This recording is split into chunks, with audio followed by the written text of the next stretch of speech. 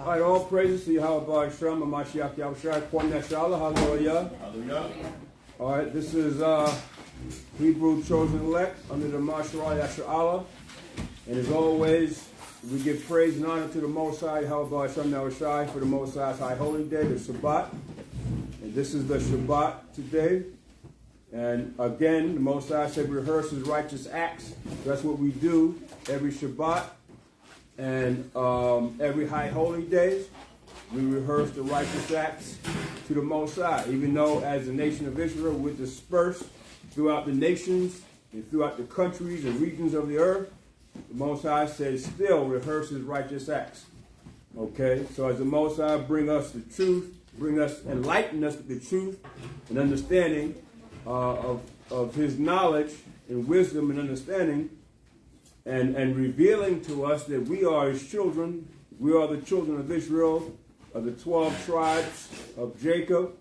The Most High is revealing that to us. So that's why it's high time for us now to wake up and come together as a people to serve the Most High in righteousness before, like the scripture said, the decree bring forth. The destruction of America, the destruction that the Most High and Yahushua is going to bring. It's high time for us to wake up and come together. So this is why, just get this one from me, Hebrews 10:25. The Most High says, in the last days, forsake not the coming together in unity. And he says that for a reason, because there must be no unity amongst Israel, right? For the Most High to say in Yahushua, forsake not to come together in unity, because there is no unity. And as you can see, the scripture said in the last day there's going to be wars and rumors of wars. Now you got that war over there in Israel that's happening, right? And why is that happening? Because they're not the real Jews. Simple as that. They're not the chosen people, the Most High. The Most High said there's no peace unto the wicked, saith the Most High. So these things are going to happen in these last days, but these are signs of the times for us to recognize and wake up to understanding that the Most High is serious. Okay, it's high time for us to wake up. That's why Yahweh said, you're going to know when the end is near. How are you going to know? When you see these signs. Wars and rumors of wars in diverse places. Earthquakes and famine and pestilence. The same time the war broke out, right, was the same time the Most High brought a massive earthquake in Afghanistan. Come? Wars and rumors of war. Earthquakes, famines, pestilences. And you notice pestilences, COVID everywhere, right? And AIDS and herpes and all these different pestilences everywhere. And diseases. See, and famine all over the earth. So all these things are happening now. This is what Yahushua said. You're going to know when the end is near, when you see these signs. And we see it, right? So we don't have to know what day Yahushua is going to come, but we do know we're in the end. Come. He said, know that I'm even at the door. That's what he said. To come in and to enter in and to destroy this place and to destroy the wicked and to bring everlasting righteousness to the earth. Okay, and we are the ones, the children of Israel, because we are the witnesses of the Most High. We're going to take place in the renewing and the redeeming of Israel and the renewing and redeeming of the whole planet Earth. We're going to take place because why? We're his battle axe and weapons of war. We're the Most High. We're his arms. The Most High says everlasting arms, right? First it's Yahushua, and then Yahushua, we're his battle axe and weapons of war. It's the 12 tribes of the nation of Israel, the sons of Jacob. And we're going to redeem this earth. So we got to get prepared for that. We're going to be the next rulers and leaders of this earth. How are you going to lead the earth and you don't have no knowledge whatsoever, you have no ability to understand how to lead and run the earth? See? So, and it's not just about learning the wisdom of the world or what's out there in the world. No, it's about learning the wisdom and truth of the Most High and Yahushua. That's how we're going to do it. Okay? So let's read that for me. Was it Hebrews 10:25? Book of Hebrews, chapter 10, verse 25.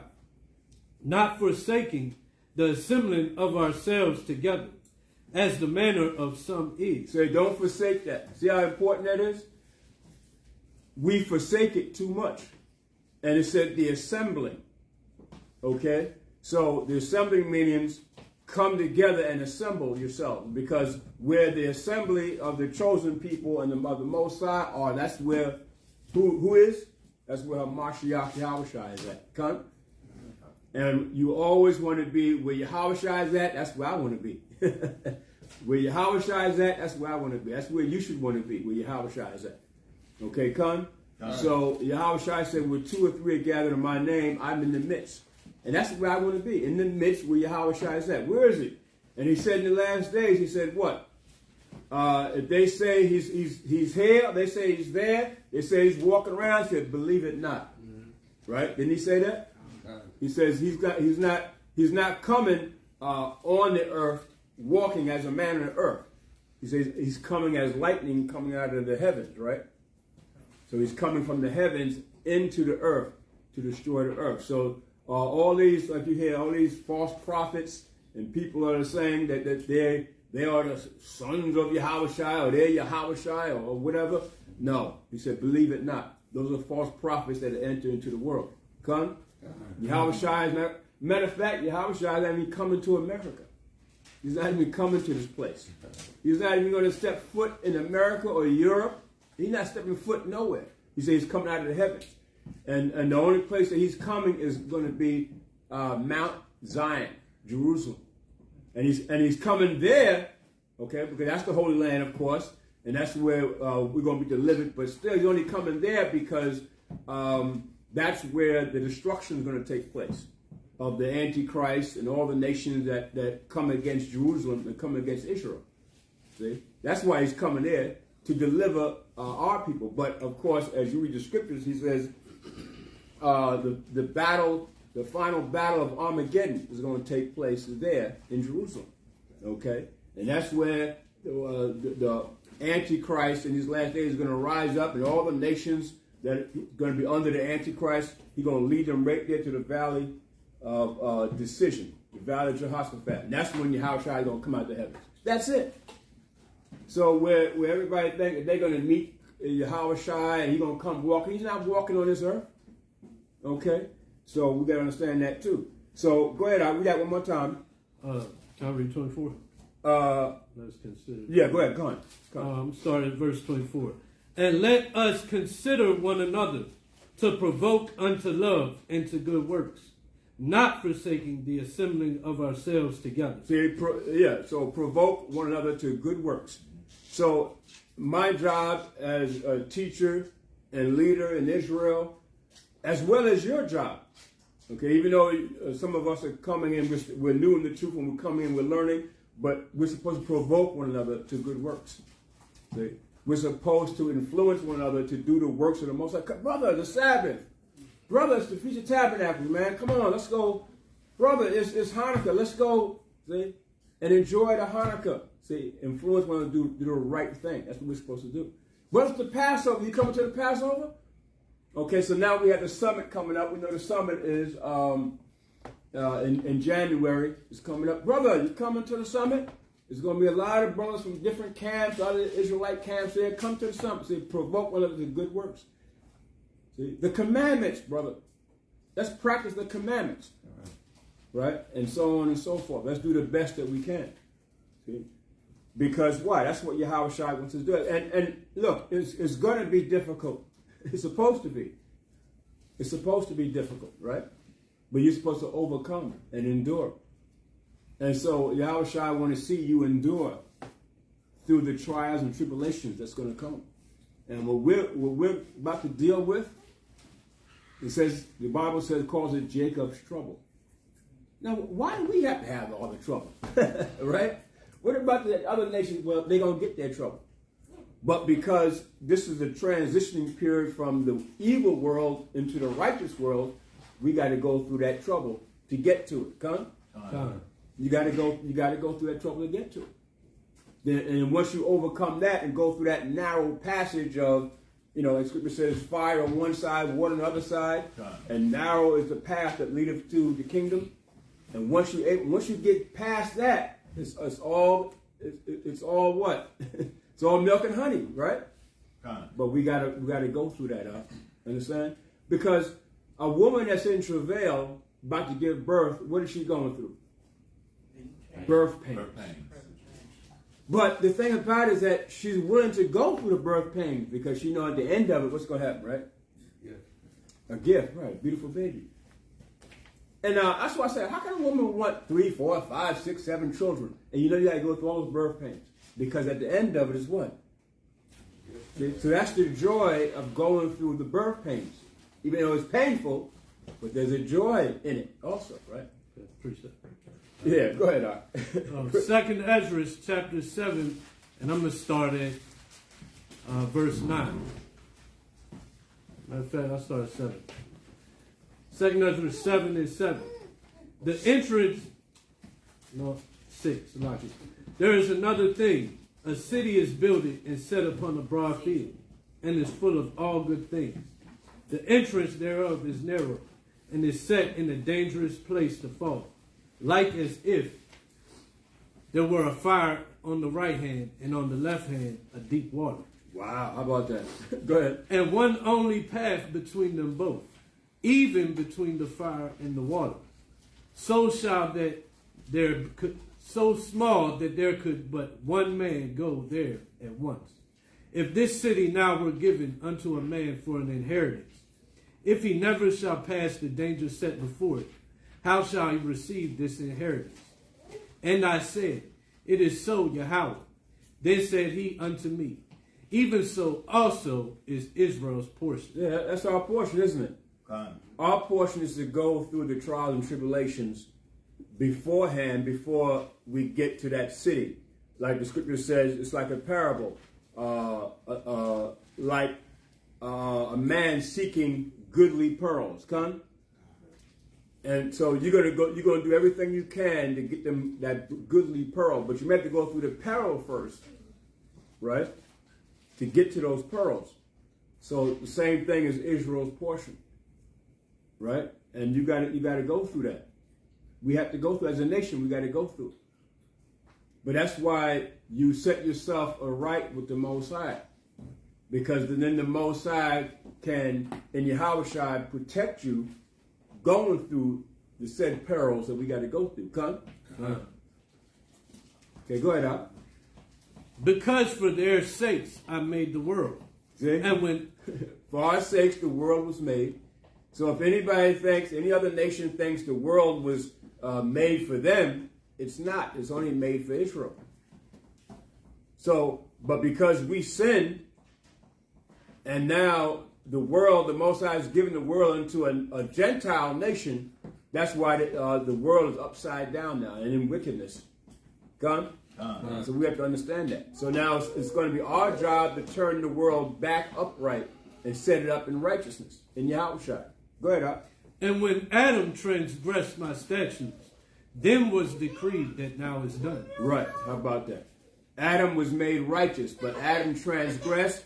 Now the decree is that we would have to fall, go into a wicked state, and the world was set on evil and in the negative state.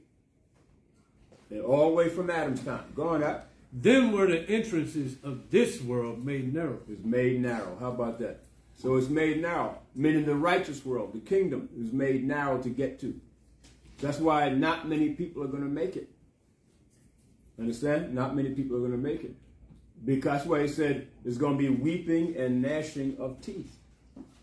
There are a lot of people in their minds, especially Christian folk and religious folk and so forth, and even brothers that know that they're Israelites too.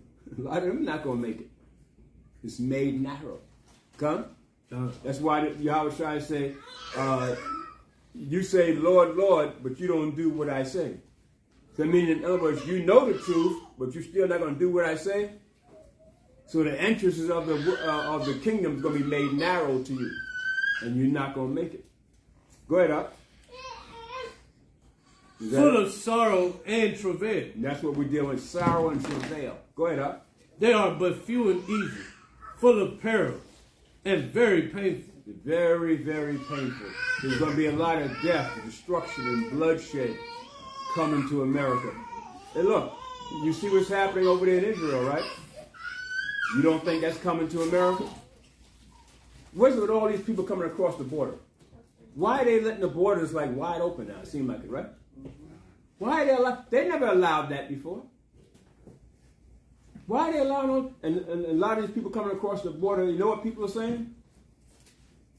That these are military men posing as immigrants. You notice how most of these men are young, men that are in their, teens and 20s and 30s. Of war age. Huh? Of war age. Of war age. Notice that? Right? So, I mean, that's something you got to look at. So what you see over there is coming to America. Okay?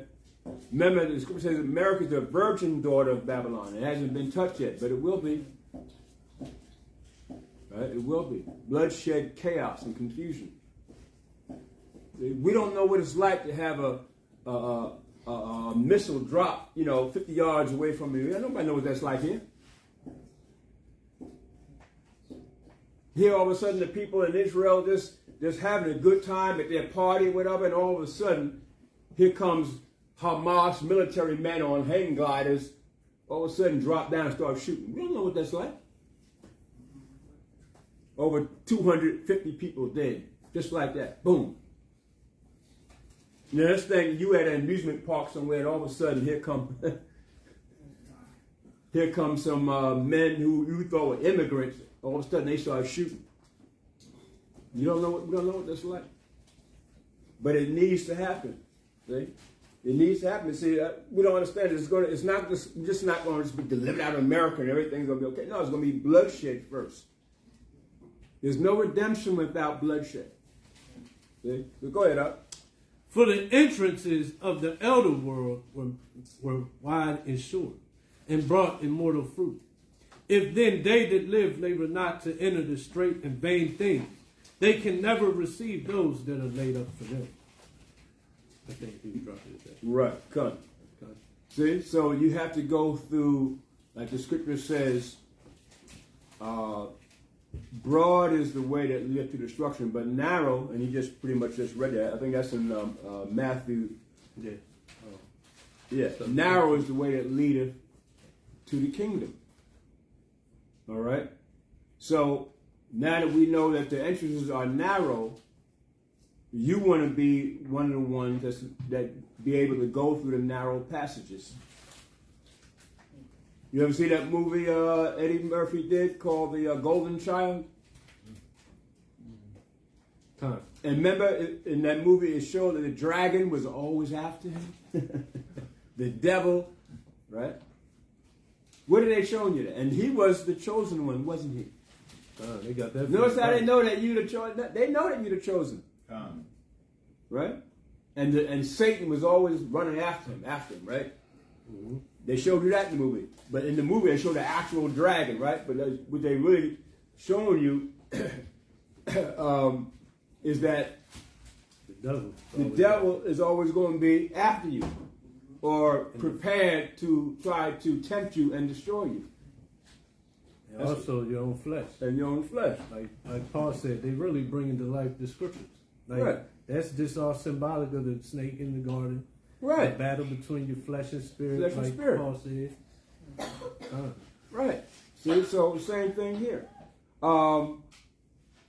If you can get the one in Apocrypha again, Ecclesiastes 2 and 1. 2 and 1 kind. And this is why Yahweh Shai says this. I got it. Yeah. Go ahead, up. The book of Sirach, or Ecclesiasticus, chapter 2, verse 1. My son, if thou come to serve Yahweh, prepare thy soul for temptation. See, the dragon was always trying to tempt him to do what? To fall off, to go astray, to not serve the Most High. Con? That's what, and then, like you said, symbolically, that's what they were showing in that movie. And remember, there was a part where he had to go through the narrow passage. He had to go through the fire. It was something with fire, I think. And he had to walk gingerly toward, in between the fire and something else, right? Well, he could fall. Huh? Like we read in 2nd Ezra. Yeah. Yeah. And he had to go through it, though. danger set before us. Yeah, the danger set for. So we have to go through it, and you have to prepare your mind to right. You don't think Satan, when he tempted Yahushua the 40 days before he was fasting, he came to Yahushua at his weakest point to tempt him. That's how Satan does. He comes at you at his weakest point. Not when you're strong, when you're weak. Right? At your weakest point. Ask a woman when she's going through the pregnancy and she's going through the travail and the birth pains come. Next thing you know, she's saying all kinds of things out of her mouth. Right? Right? And next thing you know, hell with you, F you, is up cursing you out. So Satan come at your weakest point. She don't really necessarily mean that, but at your weakest point sometimes, right? That's when them demons come in and try to get you. Right? So the same thing here. That there are times when we're going to be weak in our physical flesh, right? And Satan going to come right in there and swoop right on in. I got him now. But that's why you pray every day so that the Most High can lessen those demonic darts that come. Because they're going to come. So Yahushua can lessen it for you. Understand? Because he said there's no temptation that you will come into that you're not going to be able to get out. There's not a way out of it. Yahushua will always provide a way out of it. Right? But you got to do the right thing for Yahushua to show you the direction to get out of it. All right? Okay, go ahead up. Verse 2. Set thy heart aright and constantly endure. See what I'm saying? So your heart aright means what? Do the right thing as much as you can. But it must be a right, not what the world says is a right, but what the Most High says is right. Come? What does the Most High say? How do you keep yourself right? Well, you try to keep the commandments to the best of your ability. Right? You pray as to the best of your ability as much as possible. And ask the Most High to protect you and your children. And bless you and your children. Most High know what you can do, what you can't do. He already knows what you can do. So constantly endure. Set your heart, your spirit, aright. Come? All right, go ahead. And make not haste in time of trouble. And how about that? I'm out of here, bro. Y'all ain't right. All I see is confusion. Things ain't right. Now, what do you want things? You want to come into a situation that's already good and already, in order? No. Israel's come out of chaos and confusion. And even though we're trying to set up, especially a school here in Delaware and so forth, it still is going to be sometimes what? A little bit of chaos sometimes, right? But don't be the one to make haste. Be the one to do what? Help resolve. Endure through it. You can't leave off anger unless you right. have it. Unless you have it, right. That's the only way to leave. Be the one to resolve situations. I don't know all the ideas and the right things to do in every situation, circumstance, and situation, right? I don't know it, but you might know it. So be the one to say, okay, Barak, won't we try this? See? Gamaliel, try this in this way, See? Be somebody that can resolve a situation rather than somebody that's going to say, okay, all I see is confusion. Gamaliel ain't right. Rock ain't right. Kazapai ain't right. I'm out. So now what? You serve to do what? You serve to be somebody that brings confusion, somebody that doesn't really want to help out and build. You just want things to be set up. As soon as you come in, everything's set the way you want automatically so you can be okay. No, not like that. There's so many words, make not haste. That would be describing patience. Yeah, you're we patient. got to exercise more patience. More patience. And as we work at it, you know what Moses went through when he brought the nation out of Egypt? That wasn't easy, brother. That was confusion and everything, huh? Madness. Next thing you know, he brought them out. They were just living. Next thing you know, a golden calf right over there. And Moses said, well, we just brought you. The Moses just brought you out of Egypt. You've seen the 10 plagues. You've seen the water open up and you went through. What more proof do you want? Golden calf immediately set up. See?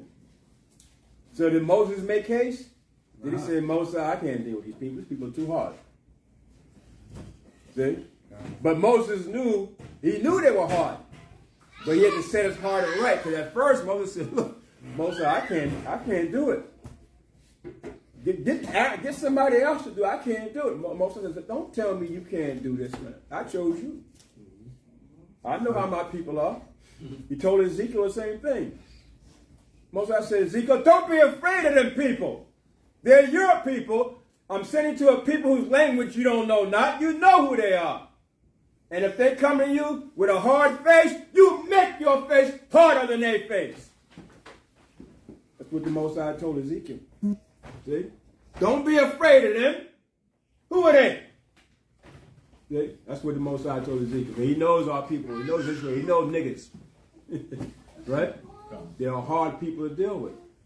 Most High said, you're a peculiar people. Ain't nobody, you're stubborn, stiff-necked, and hard-headed. Ain't nobody like you in the earth. So he told Ezekiel, don't be afraid of them. And then the angel came to Ezekiel and took Ezekiel up in the air and flew Ezekiel up in the air over the temple. He said, Ezekiel, look at them. Look how wicked they are.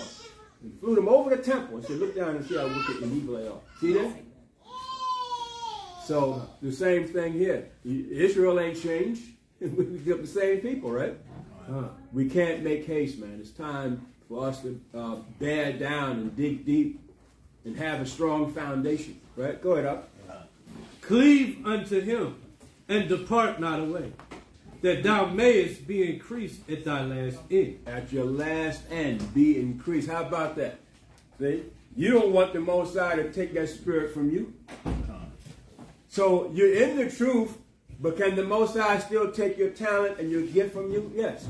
He could take it from you and say, because you took your talent and didn't really do what you were supposed to with it, I'm going to take your talent and give it to Gamaliel. Now, Gamaliel, who had 3 talents, now he got about 10 now. Because the Most High just took your talent from you. See? So you want to be increased. You don't want to decrease. Okay, go ahead, Al. Verse 4. Whatsoever is brought upon thee, take cheerfully. How about that? Can you take it? But my wife, she's like an enemy to me. Take it! But my children, I got one that don't listen. They run away. They do this. They give me problems. So I said, take it! But I can't get a job. I don't have enough money. See? Problems, right? Financial problems. Family problems. Physical problems. I got this high blood pressure. It's just messing me up. I can't make it, brother. See? I got diabetes. It's just, take it. Right? But of course, you're going to seek to the Yahweh Shai and pray that the Most High can, lessen to the degree of the tribulation that you're going through. But he said, take it. Go through it. Right? Go through it. I got one real quick. And then you'll be increased in the end. We're all going through it, huh? I'm going through it. You're going through it. Everybody. See? Go ahead. Yeah, read it. Psalms 118, verse 5. I called upon Yahweh in distress. Yahweh answered me and set me in a large place. And that was it. Just off of... In distress, right. Yea, do I walk through the valley of the shadow of death. The shadow of death is every day upon us, isn't it? Every day. Shadow of death. As soon as you walk out, the shadow of death is all around you. You can't go nowhere without the shadow of death. But David said, but I will fear no evil, right? You will fear no evil. See? So you have to take it, go through it, and go through whatever the circumstances of it is. You got to go through it. I will fear no evil, because thou art with me, my rod and my staff. That's Yahweh Shai, come. Yahweh Shai is our rod and staff. Go ahead, up. I'm going to read verse 6 real quick. Okay. Yahweh is on my side. I will not fear. What can man do unto me? Yeah, how about that? So what can a man do unto you? See? Because Satan is like a roaring lion seeking who he may destroy. It doesn't necessarily mean he can put you to death. He can just make you feel like, well, I don't want to be part of it. I don't want to be in the truth no more. I don't want to, come and be around the brotherhood no more. I want out. I just want to go in the world and do what I got. Right? But what does Satan? What did he just do? He just destroyed you. Understand what I'm saying? So it's not always about Satan destroying you through death. It's just convincing you to leave, and that's it.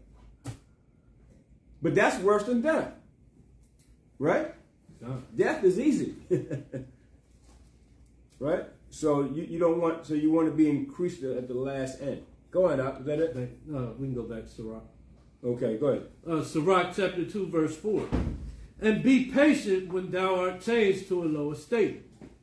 For gold is tried in the fire. Read from the whole 4. The whole 4. Verse 4. Whatsoever is brought upon thee, take cheerfully. And be patient when thou art changed to a low estate. So now the scripture is saying, be patient, right? When you're brought to a low estate. Whatsoever is brought upon thee, take cheerfully and be patient. So some of us are going to be brought to a low estate. But being brought to a low estate doesn't mean that you're destroyed. That means the Most High got to humble you, bring you down to bring you up. Sometimes the Most High, because we're coming from out of the world, a lot of us are full of pride. We've got the worldly pride in us. We don't think that a young man like Gamaliel can teach a brother who's like older than, older than him, so forth and so on, right? You got all this pride. We got that now amongst brothers, right? That they feel that I'm an older brother. I don't need a young man teaching me. Yes, you do. Yes, you do. Because you're full of pride, right? You got all this ego, and you think what you know out in the world, you're going to bring that into the realm of the truth. It doesn't work that way. Most I said, out of the mouth of babes, he's going to bring forth the truth. And he's going to have teachers teach you. And sometimes they're going to be younger than you. No man has control when the Most High brings them in. Right? You have no control over that. So some of these men are like in their 50s and so forth, right? But here go a young man going to teach you the word. Yes, that's how the Most High has it happen. Right? He has it happen that way for a reason. And sometimes, look, a young man, read the book of Job, how the young man had to tell Job what was going on. Right? That was Job had 3 brothers that were trying to, show him and guide him what was happening to him, right? But they weren't giving him enough understanding. All right? They were like giving him the wrong words, right? It took a young man to come to Job and say, Job, this is why the Most High is dealing with you. And Job had to bow down and listen. Because Job was of high stature during that time. He was rich. He had money. You know what I'm saying? He was a man of the Most High too. And the Most High brought him down. Took everything from him. Everything. You know what I'm saying? His children killed him. His cattle, his riches, everything. Took him down. And he said, Satan, go ahead. Go deal with him, Satan. The only thing Satan couldn't do was kill him. So what do you think is going to happen to you when you come in the truth? Most High said, Satan, go deal with him. Tazapaya right there, go deal with him, Satan. You just can't kill him. Next thing you know, I got this problem. I got problems. I got to deal with that. I got to deal with that. Yeah, because you in the truth now. You in the truth. I'm sorry, you in the truth. See? Now you're a marked man, right? Because you in this, and now you in it for a year, 2, 3, 4, and now you want to endure too. There's one thing to come in, but now you want to endure. So Satan got to put an actual special demon on you, a higher demon on you, right? But again, those demons can do nothing. Because at the same time, those demons are set on you. What do you think Yahweh has for you? He has some strong, righteous angels that are protecting you too. Right? So you got to look at that too. So them demons can do nothing to you unless you, like the scripture says, you do something to provoke those demons to really come on you, right? How about that? Unless you do something to provoke. See? Like Satan told Yahushua, unless you dash your foot against a stone. You don't dash your foot against a stone, meaning do something to provoke those demonic forces to come against you even more than they are, right? But they're going to come against you somewhat, brothers, because even Paul said what? Satan was like a thorn in my side. And every day he had to, pray to the Most High, even 2 times, even thrice, so those demons can lay at bay that thorn. But a thorn in your side is always there. You know it's there, right? And you're always trying to get the thorn out. It's just prickling you. But what do you do when you have a thorn in your side? What do you still do? You still go about your everyday, doing what you're supposed to do for the Most High, right? Every day. It's a thorn there, but you still do the same thing. How many of you got small sicknesses that's hard to get rid of? Some of you got, diabetes, high blood pressure, right? Some of us got tuberculosis. Some of us got different issues, sinus issues, colds all the time. Lame foot. Lame foot. Lame foot. Lame foot, right. But you still do what? You go about your everyday doing what the Most High wouldn't do. It's an affliction, right? But you still go about doing what you got to do. It don't stop you do it. Once you let it stop you, the Most High said, well, he wasn't ready. Don't think the Most High going to have extra special pity on you because you got a little sickness, a little something, you know what I'm saying, that you can really fight through it. And the Most High know you can fight through it, but you don't allow yourself to fight through it. The Most High don't have no special pity on you. Who the hell are you? Understand what I'm saying? You ain't really nobody. Because you got a little, like you said, a little lame foot or a hand or whatever. There's a lot of our people that got worse conditions than what you got and what I got and so forth. Most of us say, who the hell are you? See? So don't let that be the determining thing that stop you from, doing what the Most High wants you to do. Go ahead, Up. Verse 5. For gold is tried in the fire. Are you gold? Yes, we are. We're the jewels of the Most High. So the Most High has to try you. Right? If I was the Most High, I would want the best too. Man, I was no lame duck. He told Gideon that. Remember the story of Gideon? He told Gideon, pretty much, Gideon, I don't want no lame ducks. He didn't say it like that, but that's what the whole story was. I don't want those men who are afraid. Right. So Gideon tell them, whoever's afraid to go back home. That's the first thing he told Gideon. Whoever's afraid, go back home. I think out of an army of about 20-something thousand men, only 10,000 were left. After Gideon said, if you're afraid, go back home. You had niggas like, okay, then I'm out. They were gone. And what the Most High say? Gideon, you got too many men. Still too many men. See? The ones, take them down to the river or the lake, the ones that lap like a dog, those are the ones that I want. The ones that don't, who are not focused and their minds all over the place and not focused, right? Because a dog laps water with his head up like a lion to see everything. You all down here drinking water like you know what I'm saying? So that shows that he don't want dummies. Right. You can't be fearful, and you gotta be wise. You gotta be wise and intelligent. You want dummies. So you gotta look at that too. See? Gideon only ended up with 300 men. So why would the Most High want somebody who's a lame duck? So don't think because you're in the truth that the Most High is like, okay, Most High is with me. Not necessarily. See? Show yourself not capable. Show yourself not diligent. Show yourself not wise and humble. Right? Most High, he don't want you. Okay, go ahead, up. verse 5 from top. For gold is tried in the fire, and acceptable men in the furnace of adversity. So you want to be acceptable. How about that with Yahweh Shai? You want Yahweh Shai to say, I know this brother Tazadak, that's the one I want. He's acceptable. In the fire, I know I want him. See? For the Most High to choose you, you know what kind of level that is? Out of all, our people like the sand of the sea, which cannot be denied. All the Most High said, I want you. Come on in this truth. How about that? And sisters too, for the Most High to choose you, come on in. And then not choose.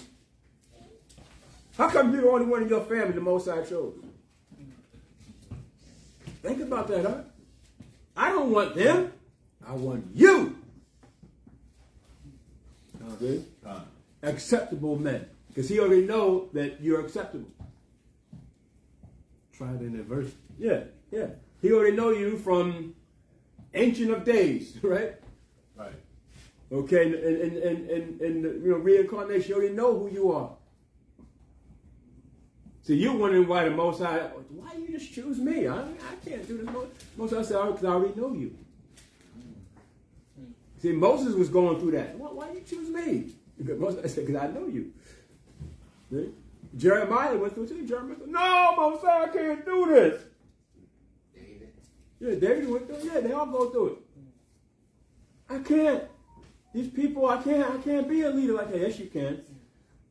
The Most High told Job, shut up. Just shut up. And he told Job, gird up yourself like a man. Because I'm dealing with you. That's what he told him. See? And stop being, fearful. Gird up. Because if you're not ready, then again, it's going to be like Gideon's time. Get out of here. Go home. See? So you got to gird up, man. And gird up. This time you're going to gird up with what? See? With the words of salvation. See? Like an armor bearer girds up. You're going to gird up this truth like an armor bearer in you. See? That's how you're going to gird up. Go ahead, up. Verse 6. Believe in him, and he will help thee. Order thy way of right, and trust in him. See? So we got to order our ways aright and believe in him. Con? And believe in him, meaning we have to take steps as far as steps of action. Not steps of, okay, you're an Israelite. So, but no, you get steps of action. The Most High want to see what you can do. See? So when it comes time to helping out, bearing one of his burdens, the Most High want to see what you can do.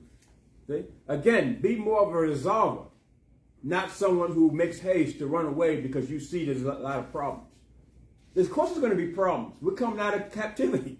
Of course it is. There's going to be problems. But the Most High want to see who's the one that's going to help out.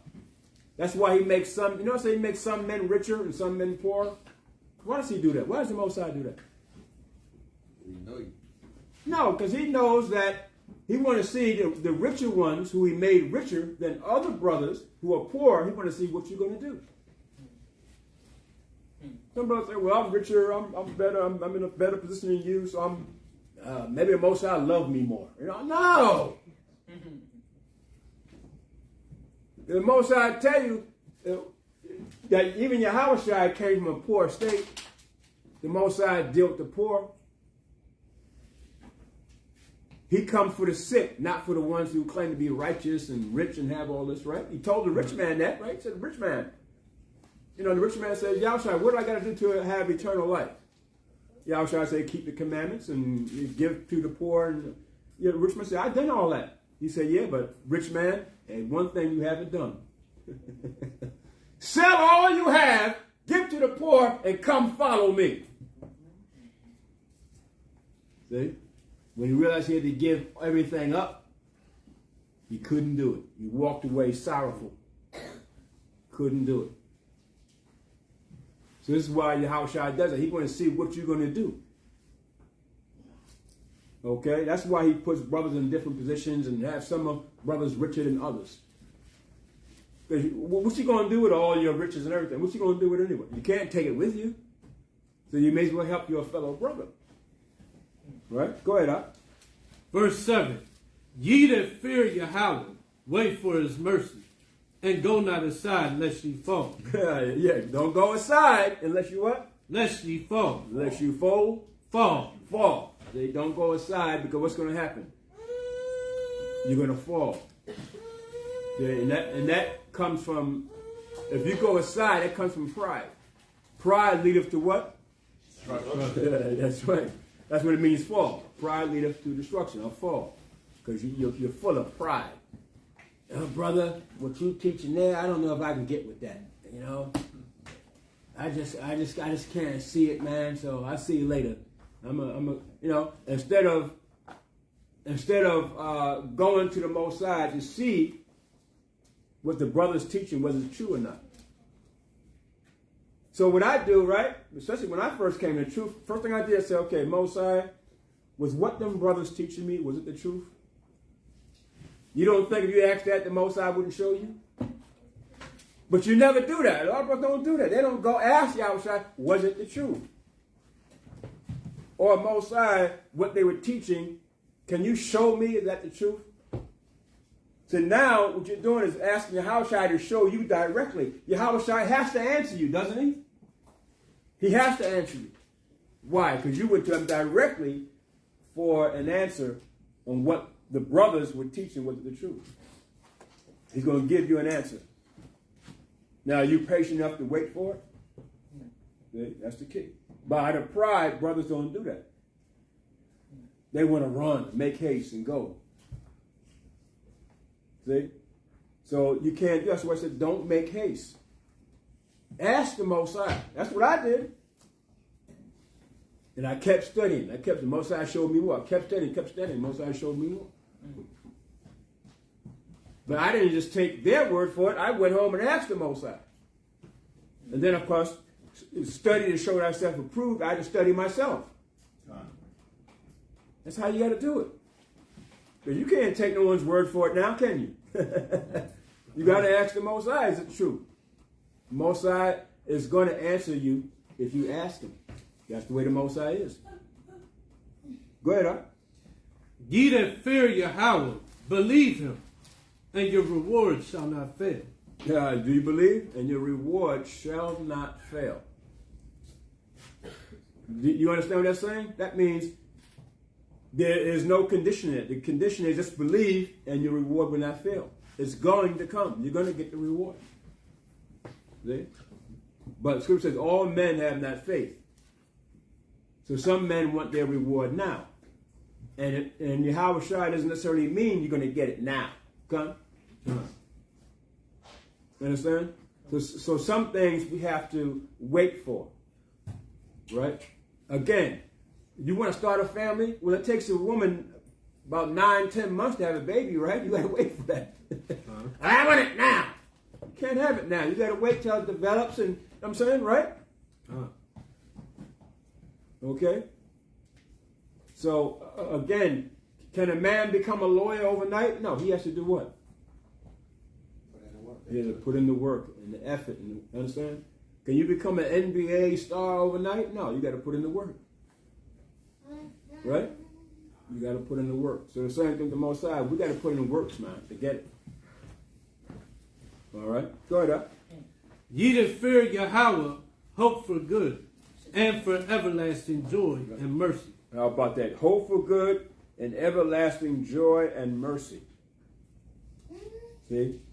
So this is what the Most High is asking us to do, and we're in that time period now that we got to raise the stakes of our faith. Put it like that. Raise the stakes, right? Now your faith can't be kind of low. It got to be high. Your faith has to be up here now. See? It's all we're going to have. All we have is our faith in Yahweh Shai. Can you notice there's really not too many things you can trust anymore? You can't trust, the church systems. That's out. You can't trust the black political groups. That's out, right? NAACP and all that. You can't trust them. These lawyers and all that stuff, you can't trust them. The police, you can't trust. You know. Who can you trust? Who else can you trust? Right? Nothing else left, is there? Only Yahweh Shai. That's how Yahweh Shai is doing it. Everything out there that you trusted in the world, you can't trust the idol gods no more because it doesn't seem like it's working, is it? It's not working. Even for the ones who did trust in it. Right. They're finding out, wait a minute, something ain't right here. You know? Something ain't right. I drunk blood, I did the rituals, but it still ain't working out for me. Right? They're finding out. Right? The black man who's up there got to wear dresses. You want to be a black Hollywood, you got to wear dresses. They find out, wait a minute, this ain't worth it. You know? They're demoralizing me. Right? Now people are looking at me like, you know, yeah, I got money and fame, but you know, I had to wear a dress. I got to keep drinking blood. I got to keep drinking the blood of babies and stuff. You know, it's not worth it, is it? So they're finding out it's not worth it. It's only Yahweh Shai is left. Trusting and believing him. Go ahead, up. Look to the generations of old and see. Did ever any trust in Yahweh and was confounded? Or did any abide in his fear and was forsaken? Or whom did he ever despise that called upon him? For Yahweh is full of compassion and mercy, long-suffering and very pitiful, and forgiveth sins, and saveth in time of affliction. Right. How about that? Okay. So very good. And get this one for me. 2 Peter 1 and 5.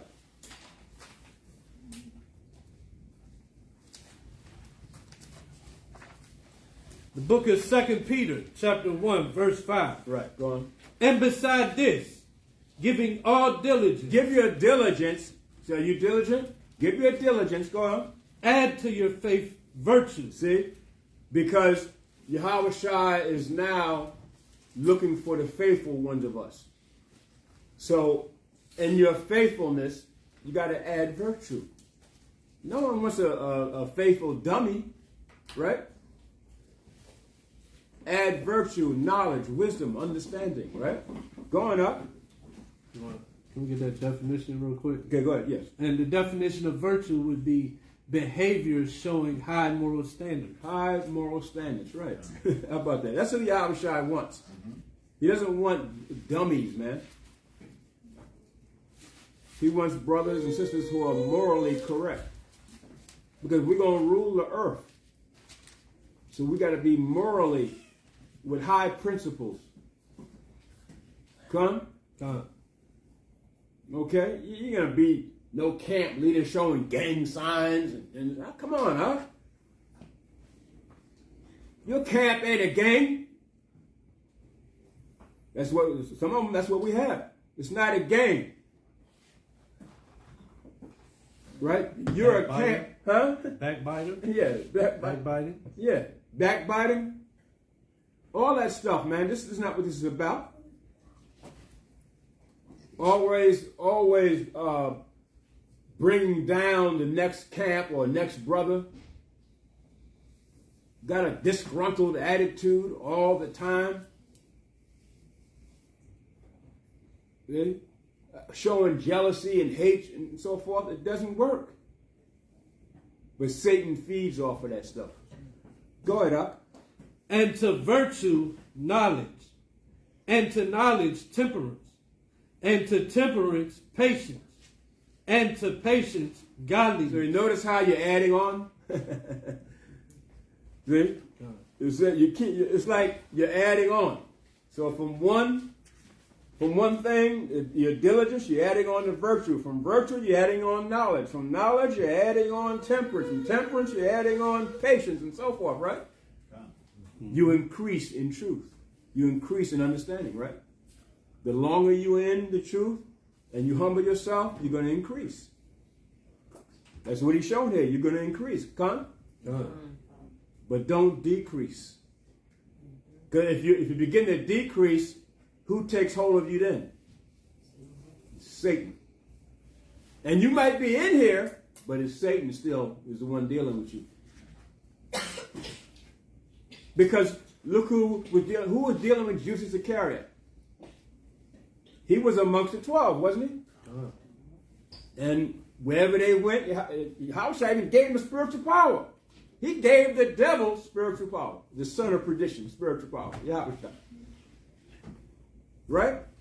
So I know brothers think, well, yeah, I'm here and I'm at the high holy day, but that doesn't mean nothing. You got to add, you got to increase.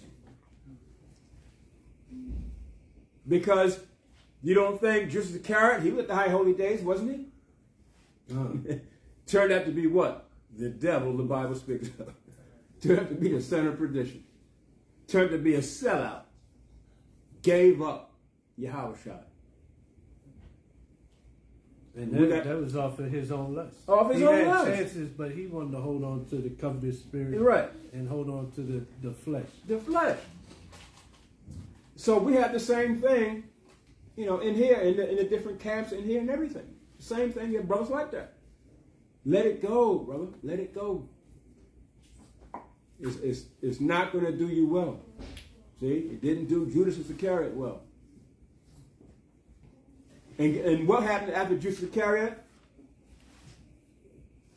His position was given to who? Somebody else. Right? And he was forgotten about. His position was given to somebody else and he was forgotten about. Simple as that. So don't do it to yourself. Go ahead, is that it? Verse 7. And to godliness. Yeah, verse 7. Yeah. And to godliness, brotherly kindness. And to brotherly kindness, charity. Wow. So many things you got to add on, right? When you're in this truth to yourself. See what Yahushua is asking us to do? And you think you're going to be your own self-centered, self. And keep to yourself and keep things for yourself and all that. No, Yahushua said, no, you got to add on. And you got to increase. Okay? That's what this is about. Go on. For if these things be in you. See? He said all these things have to be in you. If they be in you, go on. And abound. Yeah, and increase. Right? So it's not about, okay, yeah, I gave a couple times. No, he said increase. Right? Yeah, I know a few things, but increase in knowledge and wisdom, understanding and charity and love. Right? Go on. They make you that ye shall neither be barren nor unfruitful in the knowledge of our power. Yahushua HaMashiach. How about that? See? You don't want to be unfruitful in Yahushua. Because what did Yahushua do to the unfruitful plant? Remember the tree? And didn't have any figs, didn't grow any figs. What did he do to it? He destroyed it. So remember, you are like a tree to Yahushua. He said we're like a tree planted in the forest, planted upon foundation, right? But if the tree doesn't bring forth fruit, what's he going to do with the tree? He would die. He's going to hew you down. It means you're good for nothing. Don't be like that, brother. Don't let Yahushua, he's going to destroy you because you're good for nothing. Right? Your parents do the same thing. Don't your parents do the same thing? You got 2 or 3 sons and daughters. All the other ones are doing what they're supposed to do in the household, but there's always that one son don't want to do nothing. Mm-hmm. So what's a parent do? You're good for nothing, man. I can't work with you. Get out of my house, right? Get out. After a while, it's like, get out of my house. Some parents bear it and keep them there, but they know they're not going. They don't never ask them to do anything, no. Right? Because you're good for nothing. So what do you think Yahushua is going to do? Same thing. It's going to be weeping and gnashing of teeth. Go ahead, Doc. But he that lacketh these things is blind. You're blinded. Go on. And cannot see afar off. You can't even see afar off. Yahushua is not even going to give you the ability to envision the good that's going to come. You can't even see the road you're headed down. The road you're headed. You can't see the destruction ahead. You're right. Going the path that you're right. maintaining. And you're going to lead, and the blind lead the blind. You're going to lead other men because they're blinded along with you right into a ditch. Go ahead, Doc. Verse 9. Yeah, read And on. verse 9 from top. But he that lacketh these things is blind, and cannot see afar off, and hath forgotten that he was purged from his old sin. Yeah, you forgot. How about, I mean, y'all forgot that. Don't forget that. That you come out of sin. You come out of the world into the truth. Have you forgotten? So that's why you always remain humble and be ready to bear one another's burdens. Help a brother out. Help a sister out. Because you were once in a position out in the world. And the Most High brought you out. Remember, it's a gift to be chosen. When the Most High said, I only want one of a city, two of a family. And you're one of the ones of your family the Most High chose out. Everybody in your family is not going to make it. Accept it. Mother, father, siblings, whatever, whoever it is. Everybody's not going to make it. Accept it. I've accepted it. Accept it. Right? Accept it. Many are called, few are chosen. He doesn't need a lot of people. The Most High created this nation with only one man. Does he need a lot of people? He don't need a lot of people. Abraham. Here, Abraham. This is what I want you to do from Ur to Chaldees. Abraham. He says, Abraham, I want you to travel to the land of Canaan. He's only dealing with one man. Abraham traveled over 800 miles. By himself, when he had his servants, went by himself to the land of Canaan. The Most High won't deal with nobody else. All the people in the world, the Most High said, I ain't dealing with them, I'm only dealing with you, Abraham. When Abraham got to the land of Canaan, he said, Abraham, see this land? I'm going to give this to your children. You're going to be, matter of fact, you're not Abram no more, you're Abraham. You're the father of many nations. And then you're going to be the father of many nations, but out of your nations is going to be my chosen. Out of you going to be my chosen. And he showed Abraham all this, just one man. So did he need a lot of people? No. So what makes you think the Most High needs you? He don't need you. Right? So that's why you humble yourself. Go ahead, up. Wherefore, brethren, give diligence to make your calling and election sure. Is it sure? Are you sure that you're in? Or are you winging it? How many people wing it all the time? Brothers wing it out and think they're doing the right thing. No. Don't wing this. You got 1 foot in, 1 foot out. Understand? And Yahweh Shai said, I would rather you be, hot and cold, but if you're unsure, see, it's like you winging it. But if you're unsure, he's going to spit you out of his mouth and cast you out. Be hot or cold. If you're going to be cold, then be cold, be out there. But if you're going to be in this, be hot, be in this. But if you got 1 foot in, 1 foot out, you're winging it. It's not going to work. See? So make your election sure. You've been elected, right? Everybody's been chosen. You've been elected, right? But you got to make it sure. Going up. For if ye do these things, ye shall never fall. So there you go. So if you do these things, you shall never fall. How about that? And it all started from the increase, from diligence, patience, knowledge, virtue. It all started from there, right? And it ends up with, if you do all these things, you're going to never fall. But somehow, in the middle of all that, we get distracted, don't we? Because why? Satan is like a roaring lion. He wants to distract you. And by distracting you, he knows that he can sidetrack you. See? When you sidetrack, what happens? You're not focused no more, right? Understand? Don't worry, I'm coming back. I'm coming back. I'm just taking a little time off. Okay, take some time off. But when you're taking time off, what does Satan do? I got him now. Because he can really get to you now, right? There's nothing like being around brothers and brothers that know the truth like you know. Because when you do have a little distraction or go off a little bit, you got a brother right there to say, look, brother, see, to bring you back online, right? See? That's what it means by being like a team. But we use the other word like come together in unity. But a team does what? Help one another. You can't You can't win no football game without all 11 players on the offense and all 11 players on the defense work together, right? It's not going to work. You're not going to win.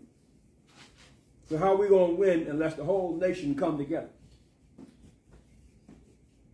It can't be one individual out there think they're going to bring it in themselves. No, it's not going to be that way. I know some brothers think that, but it's not going to be that way. Understand?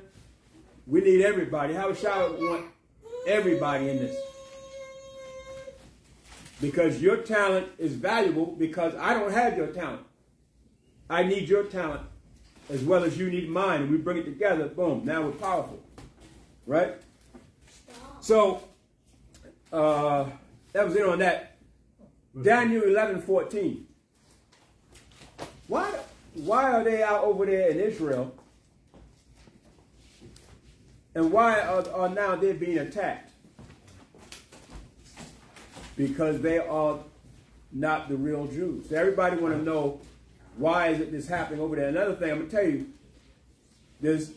it was all set up. It was all set up. Hamas is really working for the CIA. Y'all know that, right? Mm-hmm. All the terrorist organizations is really working for the Illuminati, CIA, NSA, they're really, and the Israeli Mossad, they're working for them. To make it appear like the so-called Jews have antagonists out there, right? But it's all to try to build up in the Illuminati and this new world order agenda, because when they bring in the Antichrist, they want to set up their so-called new world order agenda in Jerusalem. That's where they want to set it up.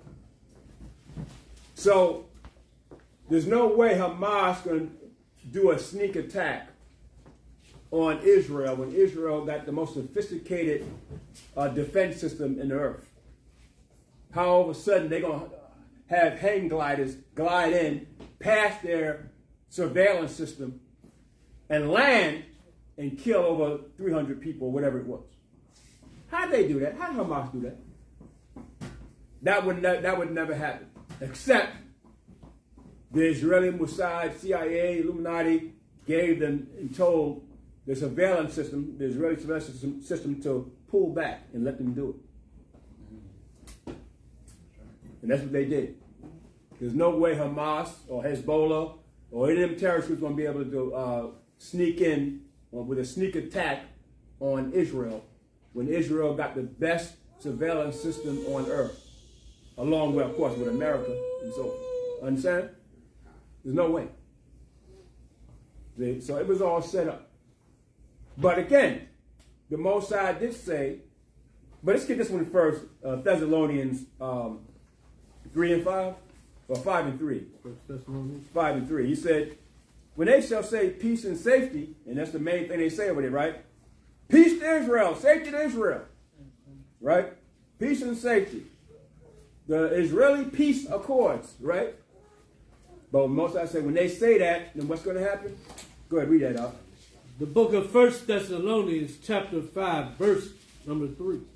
For when they shall say, peace and safety, then sudden destruction cometh upon them. Sudden destruction cometh upon them. How about that? There it is. I'm happy. Okay, because Yahushua, when there's blood and destruction and death, that's Yahushua, right? Only the Most High Yahushua got control over death and life. So the Most High allowed it to happen. I'm glad and I'm happy. See? Let it happen because we know it's closer to our kingdom anyway. So let it happen. See? But we know that, of course, their New World Order agenda is involved here. We know this. Okay, all of a sudden now they want to attack Israel out of nowhere, and they're going to get past this rebellion. It's not going to happen. But the Most High said sudden destruction. So the Most High allowed it to happen, and the Most High's prophecy come to pass. Sudden destruction. It was sudden. Because they were at some kind of event, right? The Israelis at an event, dancing and all that, and here come the hang gliders. And the ones on the ground seeing the hang gliders said, what's going on? As soon as they landed, they started shooting. Understand? So it's happening, brother. Okay? Salak. Yeah. So they knew with a hang glider from their country that this big concert was going on Yeah. in the middle of nowhere. Yeah, how about that? And How they going? Yeah. They just hang glided straight down. Straight down. Nobody shot that. Nobody shot them out of the air. Nothing. Nobody blew it. Yeah. So it was all set up. And the Israeli Mossad allowed them to do it. The Israeli Mossad has control over Hamas. All those terrorists, Hezbollah, they have control over them. Believe it or not. They set them up to act as a terrorist group against the Zionist state of Israel. Their very inceptions will be by the American military. Yeah. Yeah. What you say? Their very they were created by America. They were created by America. Just like ISIS, ISIL, all these terrorist organizations. What was the other one that was called? There's another one that was called, got what they were called. All these terrorist organizations are created by them. Because how come none of the organizations come to America and terrorize America? How come that never happens? We get the good Muslims. Yeah, that never happens. So that means what? America has control over them. Okay? Come on, let's be for real. If I'm a terrorist and I'm really, that's like Iran was saying, great Satan, America, great Satan, Israel, they were saying that, well, how come none of their terrorists come over here and terrorize America? You know they can, but it never happened, does it? Yeah, one time it did. What time? No, That was 9/11 was all. No. They like a Muslim come over here and the police in Florida shot up the club down there, the gay club.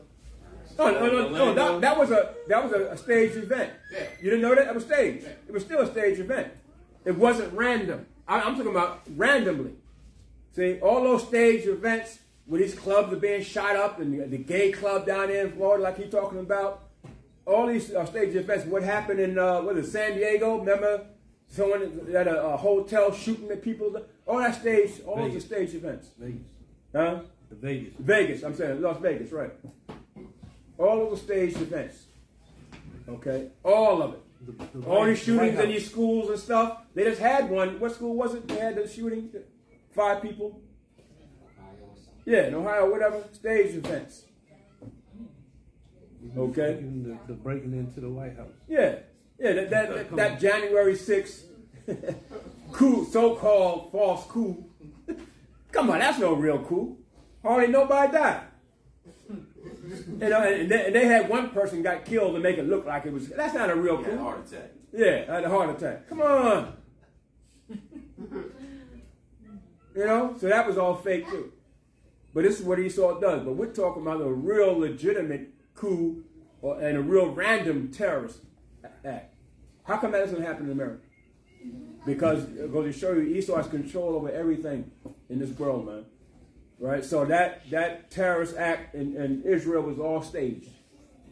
And they're shooting bombs now on one another, all staged out. Can we get a precept? Yeah. Let me just finish reading that, and then you get it. As travail upon a woman with child, and they shall not escape. See, are they escaping? They're not going to escape. And this is the wrath of the Most High. See, when Esau says, okay, we'll set it up, but it's still the Most High doing it. Con? Still the Most High. The Most High is giving way when they can set it up like that and bring death and destruction. That's still the Most High. Go ahead, tell them where you're at. We're in the book of Daniel, chapter 4, verse 17. Just to land back off of that the Most High is in total control. Total control. Of what's going on. Yeah. And then we're going to get 11, 14. Right?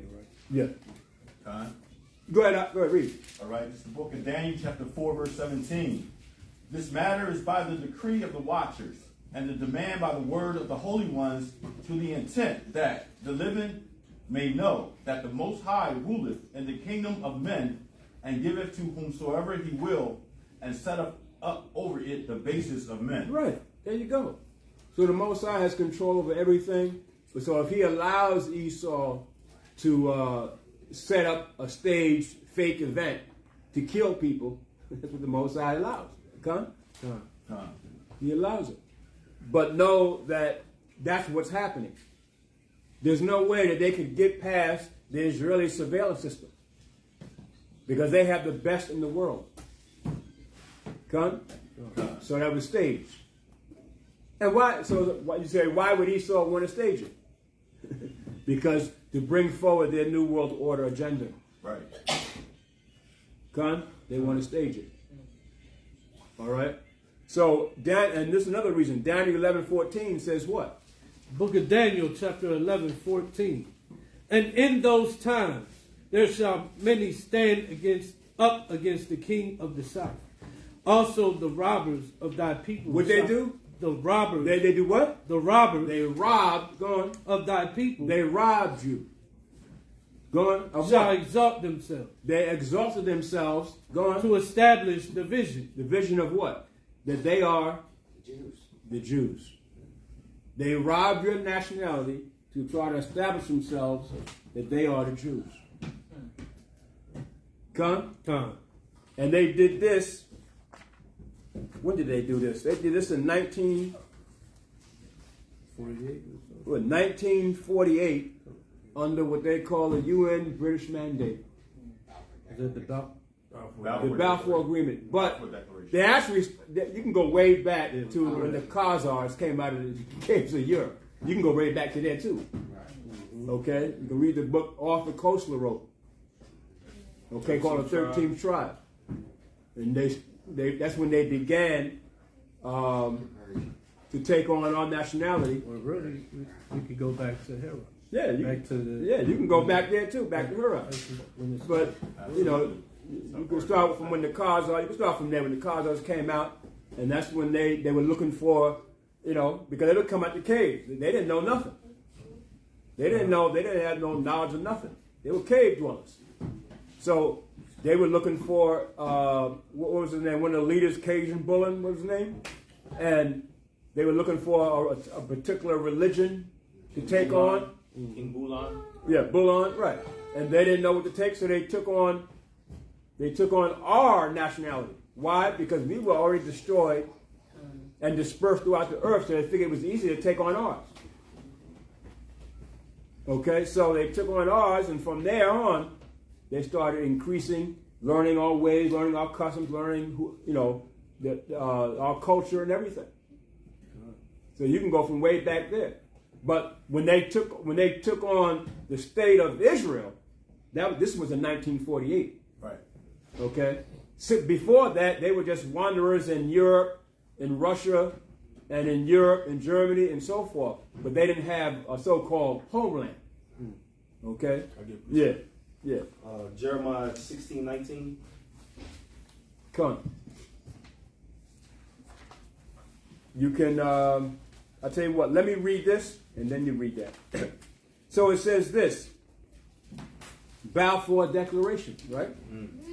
Was a public statement issued by the British government, primarily by Arthur James Balfour, in 1917.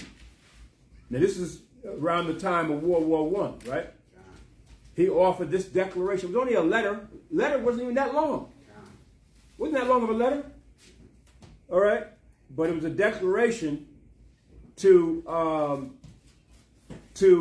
Lord Rothschild, okay, of England.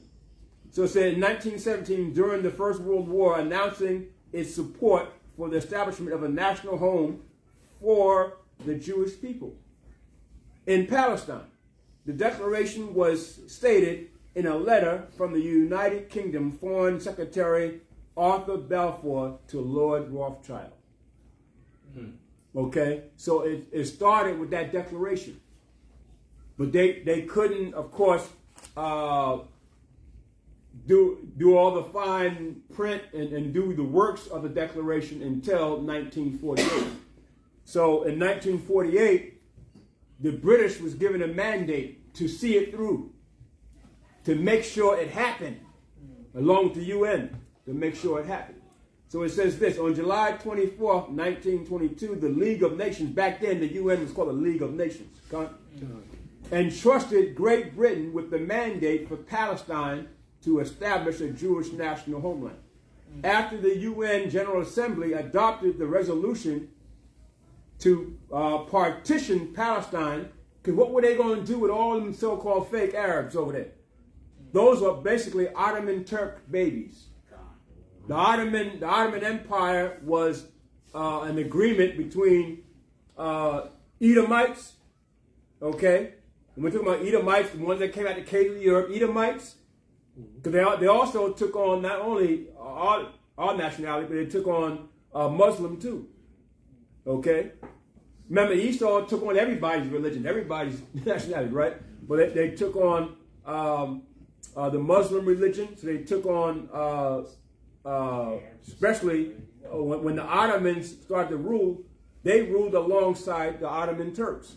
So it was a mixture of the Arabs and Esau that formed the Ottoman Empire. Come?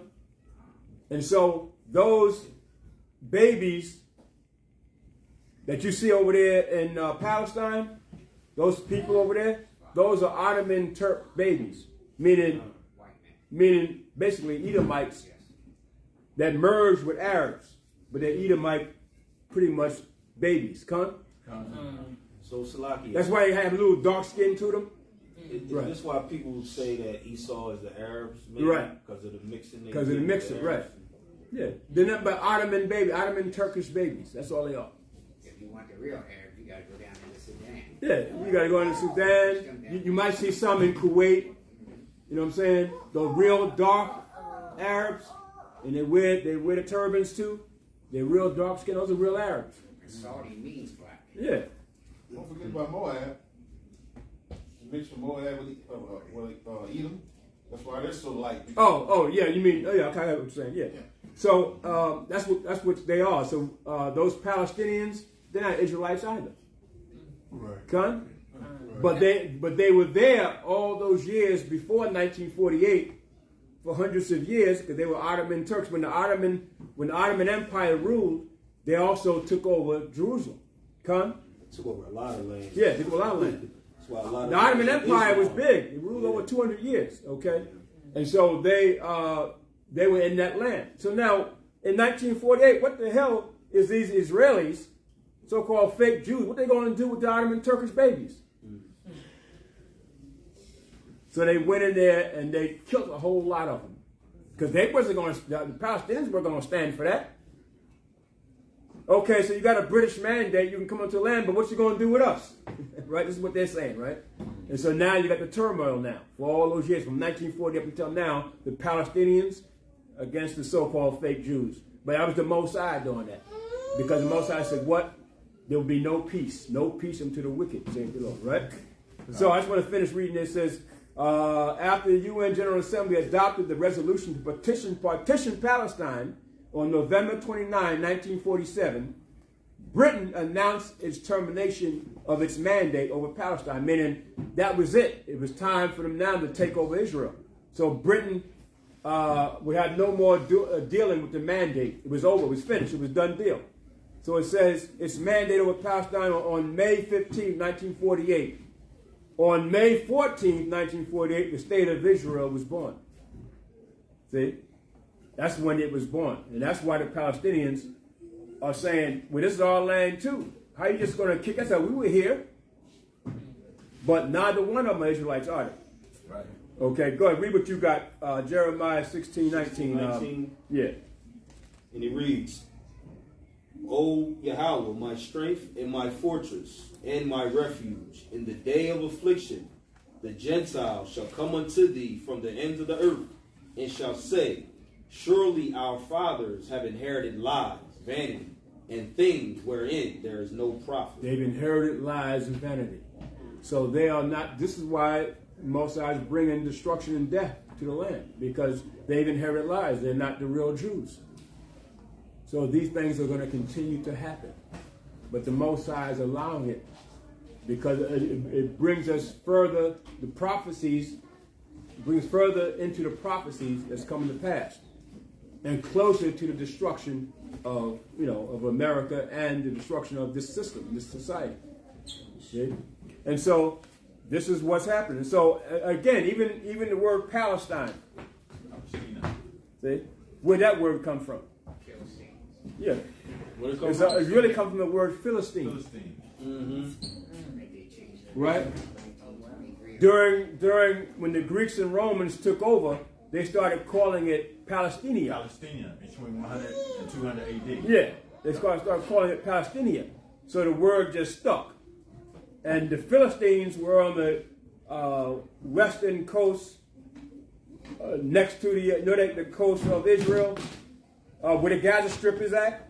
There were like 5 cities: Ashkelon, Gaza, and a few other cities. Ashdod, Gath. These were all so-called Philistine cities on the coast. And it ultimately, when the Romans took over, they started saying, or the Greeks took over, they started calling it Palestinia. And so that name stuck. But so we weren't called Palestinian. We're not Palestine. We're not Palestine. We're the children of Israel, children of Jacob, Hebrew Israelites. We're not Palestine. Philistines was enemies of the Most. Exactly. Exactly. The real Philistines come out of who?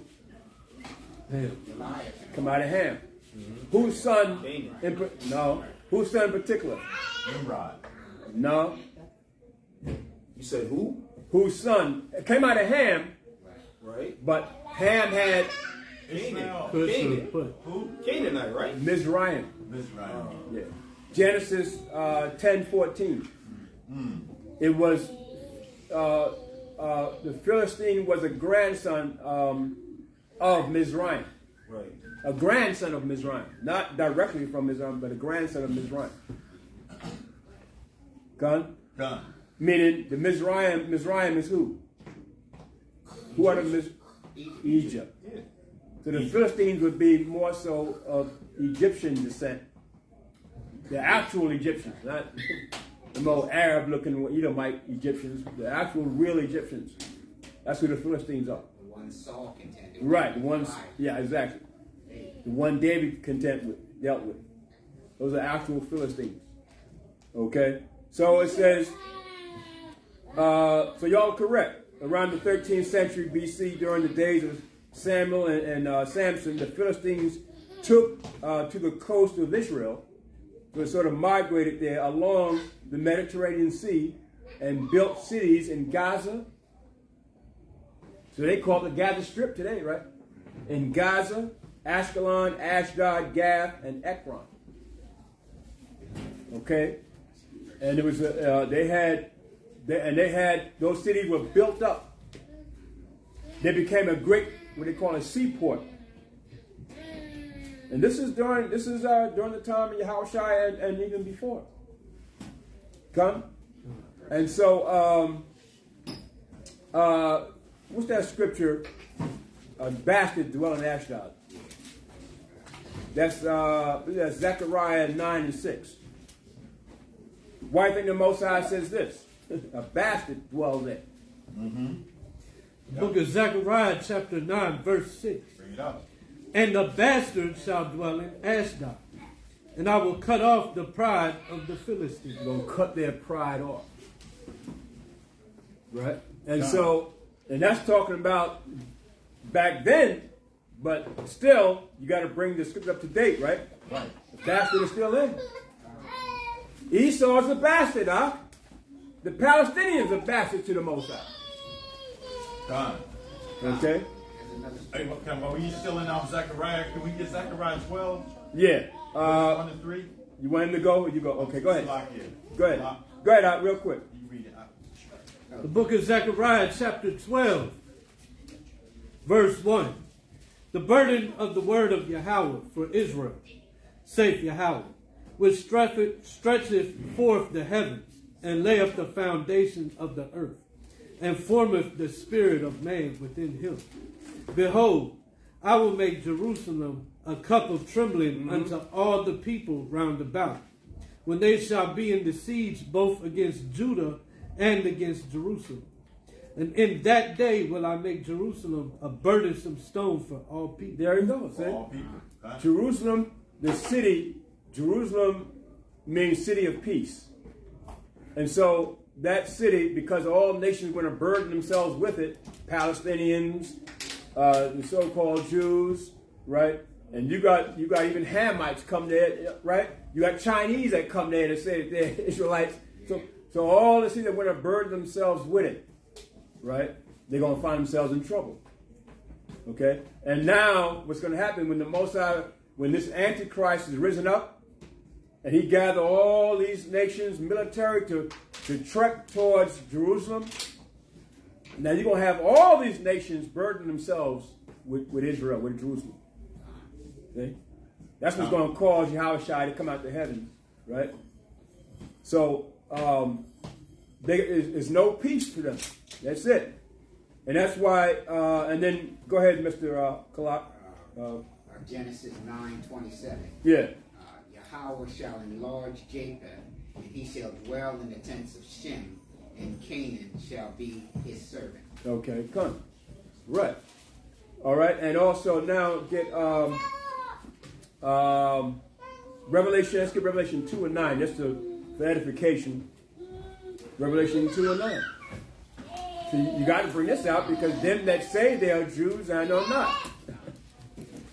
See? The book of Revelation, chapter 2, verse 9.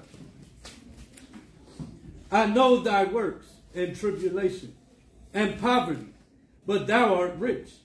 And I know the blasphemy of them which say they are Jews, and are not, but are the synagogue of Satan. Right, so this is why these things are happening to them, because they're saying they're Jews and they're not the real Jews. They're the synagogue of Satan. So everything in this society, everything in this world, and remember, Amalek, the so-called Jew, he is pretty much the head of Esau's world. He's the head of Esau's world. Out of all the families of Esau, Amalek is the head now. Okay? And that's why the scriptures also said that there was always be constant war against Amalek until the end. And there's a scripture that says that also. All right? Because he's the so-called Jew. You got Edomites that hate these so-called Jews too. They hate them because they know what they have done. Okay? So they are the synagogue of Satan. Now read 3 and 9. Revelation chapter 3, verse 9. Behold, I will make them of the synagogue of Satan, which say they are Jews, and are not, but do lie. Behold, I will make them to come and worship before thy feet, and to know that I have loved thee. Right, see, they do lie. They're a bunch of liars, but the Most High is going to make them come now and worship before. I mean, they're going to slavery. Okay? So they all Esau's children, but mainly these Amalek, the so-called Jews, are going into captivity and going into slavery. You're going to make them worship before thy feet. So that's plain. And so that's why when you read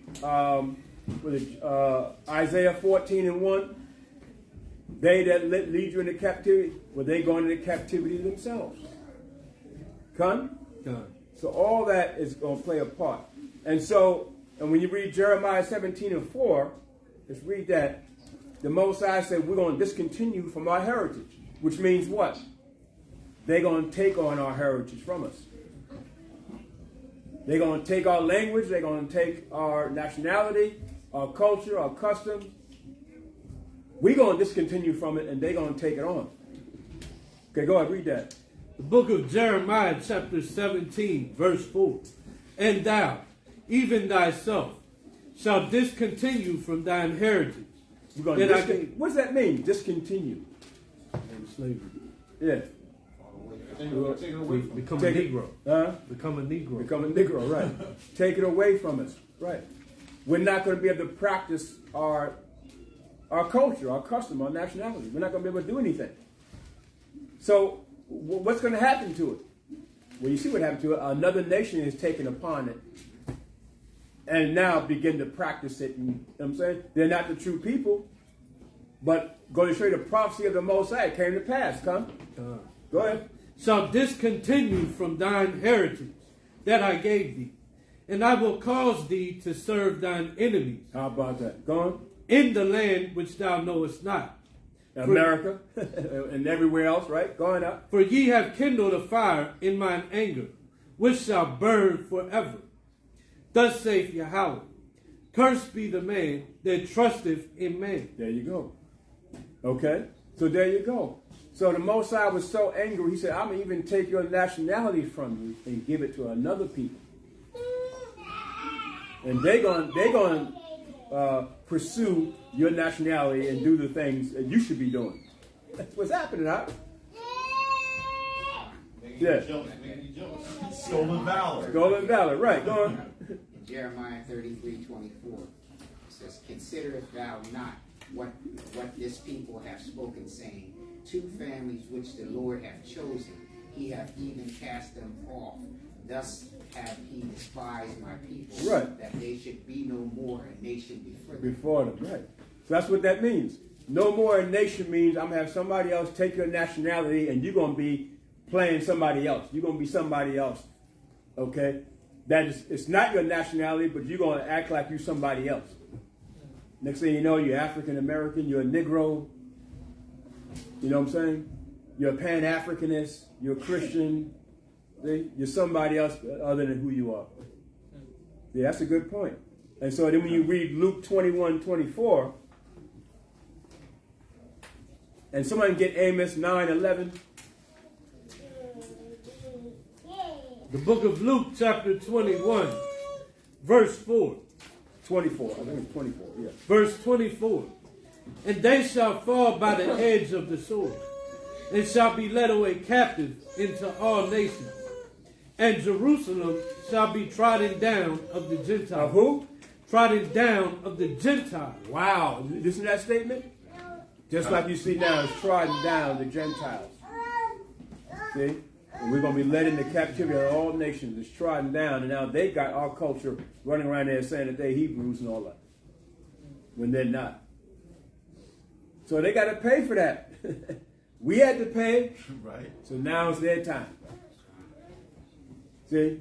But you got all these Christian white folk that think that it's not talking about them. That's about the whole nation. See? Amalek, the so-called Jew, was just one family of that nation. But it's the whole nation. They all got to pay. But these so-called Jews, they're going to pay even more so, prominently. See? They're going to pay more so than anybody. Okay, going up. Until the times of the Gentiles be fulfilled. See? So they got to, until their time, they got a fulfillment. But we're closing on their fulfillment now. So that's why it's important for us to come together, because their fulfillment of the Gentiles is almost over with. And the Most High going to bring them down. Okay? Somebody read Amos 9:11. Okay, you get it. I got it. You got it? Go ahead, read that up. Chapter 9, verse 11. And that day I will raise up the tabernacle of David that is fallen. Because so we have fallen, right? The other nations got our nationality, and we're the tabernacle there, and we have fallen. We have nothing. No land, no military, no government, no nothing. Okay? This is why we say with the Marshal Allah, government of Israel. Trying to reestablish the government of Israel because we have nothing. Okay? It's one thing to say you got an Israelite school or camp out there. That's one thing. But when you say you got a government, he says, oh, wait a minute now. We don't want you to come together as a government. We don't care if you out there calling us the devil in the camp and reading the Bible. But when you come together as a government, that's why we're formidable when we come together under the Most High and Yahweh. They can't stop it. Right? They can't stop you then. This is what we should be doing. Go ahead, Op. And close up the breaches thereof. Close up what? The division. See? The division of the different tribes and all that, the breaches. Okay? That's why the scripture says, what is it, in Isaiah 11? It says, Judah shall not vex Ephraim, Ephraim shall not vex Judah. See? That's why the Most High told Ezekiel, put up a sign. And in this sign, I want you to put all the tribes of Israel together as one, right? See? The stick of Ephraim put together with the stick of Judah and the stick of Levi and Benjamin and all the 12 tribes, they put them all together as one stick in mine hand. So what's wrong with us?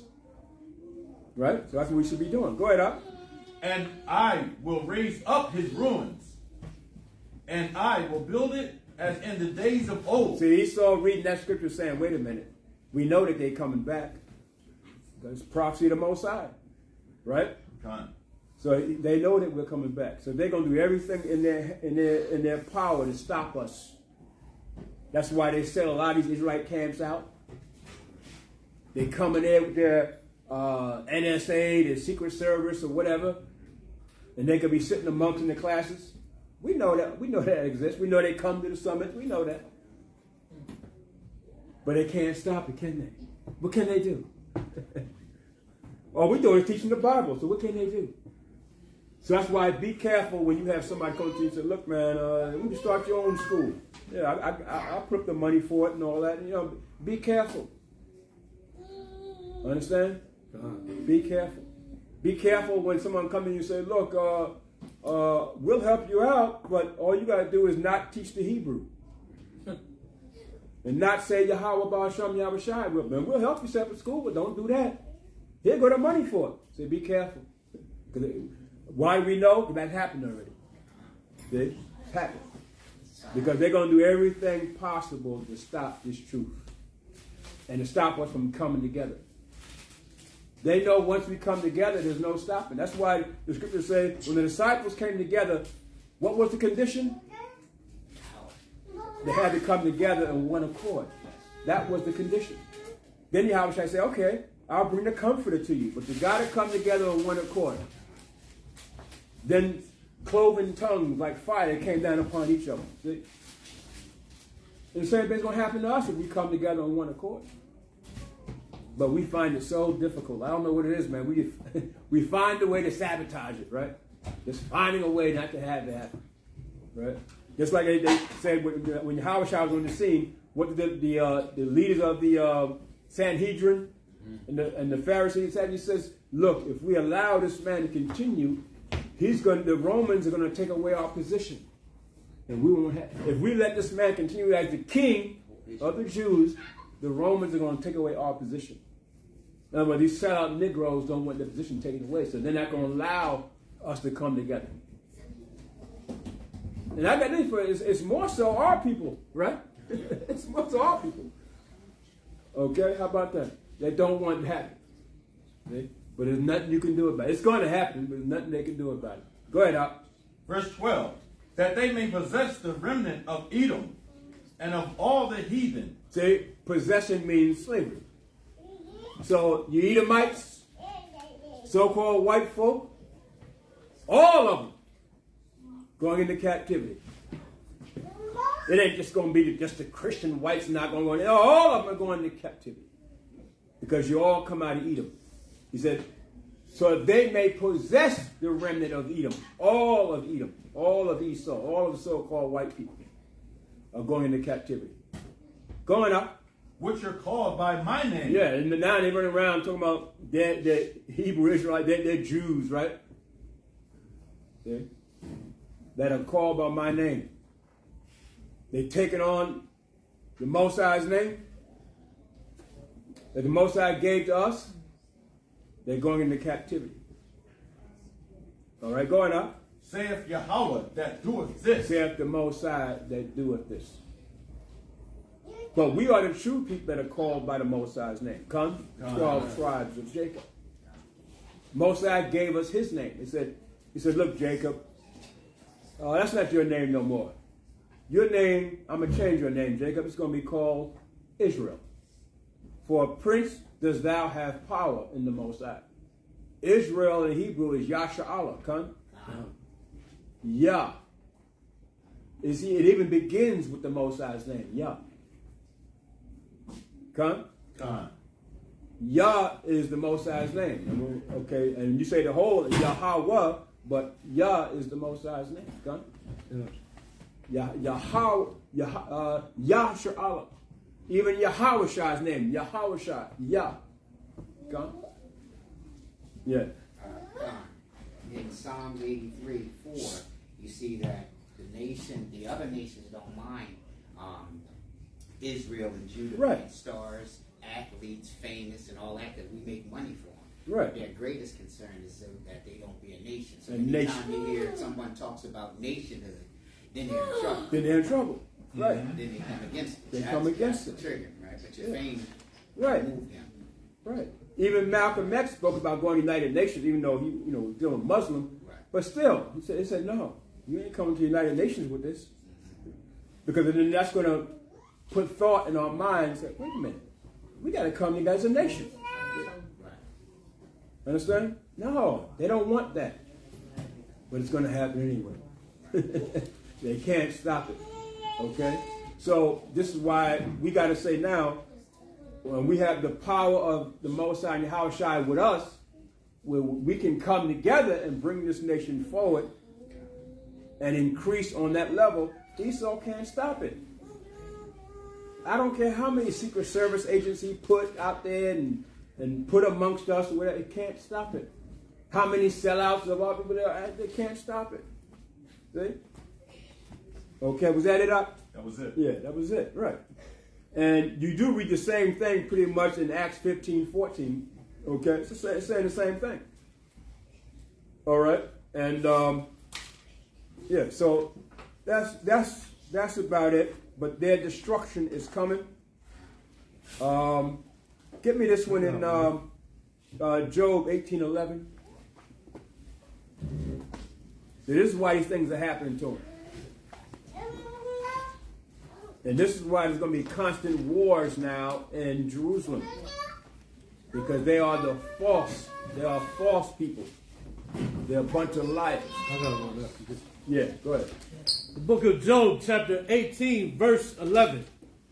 Terrors shall make him afraid on every side. And weren't they afraid? Terrorism. Going to make Esau afraid on every side. They didn't see Hamas coming, man. They didn't see Hamas coming. And killed the whole lot of them. And now, what they do, they kidnapped some Americans, right? I think they killed a few. Didn't they kill a few? Yeah, they killed a few. Good. Hey. It's about 25 of them. So be it. Yeah, about 25 of them, right? That's war, right? That's what's coming. War. Bloodshed. Okay, that's what's coming. So that's why it behooves us to come more together here, us here in America. Because it's going to come to America. And we're going to need each other. Okay, come go ahead up. And shall drive him to his feet. He's being driven to his feet, isn't he? And these Edomites in America are so afraid now. They are afraid, brother. They're afraid. Because now they're worried about all these immigrants coming in. Why is immigrants coming in like that? And so something seems kind of suspicious, don't it? And these Edomites are like, oh man, what's happening now? Wait a minute. Going to drive him to his feet. Going up. His strength shall be hunger bitten. No more strength. They act like they have no more strength, don't they? What are we going to do? Well, you had the greatest military on earth. You're the one boasted like that. Nobody can touch you and nobody can do nothing to you. But the Most High said, terrorism shall drive you to your feet. It's coming, going up. And destruction shall be ready at his side. He's such afraid now. Destruction is going to be right at your side. As soon as they come out the house, boom! As soon as they have a nice event, what's going to happen? Boom! As soon as they go to the club, what's going to happen? Boom! Destruction at his feet. They can't stop. That's the Most High. They can't stop that. You may have nuclear bombs, but you can't stop terrorism. Right? But it's the Most High. Okay? It's the Most High doing it. It's going up.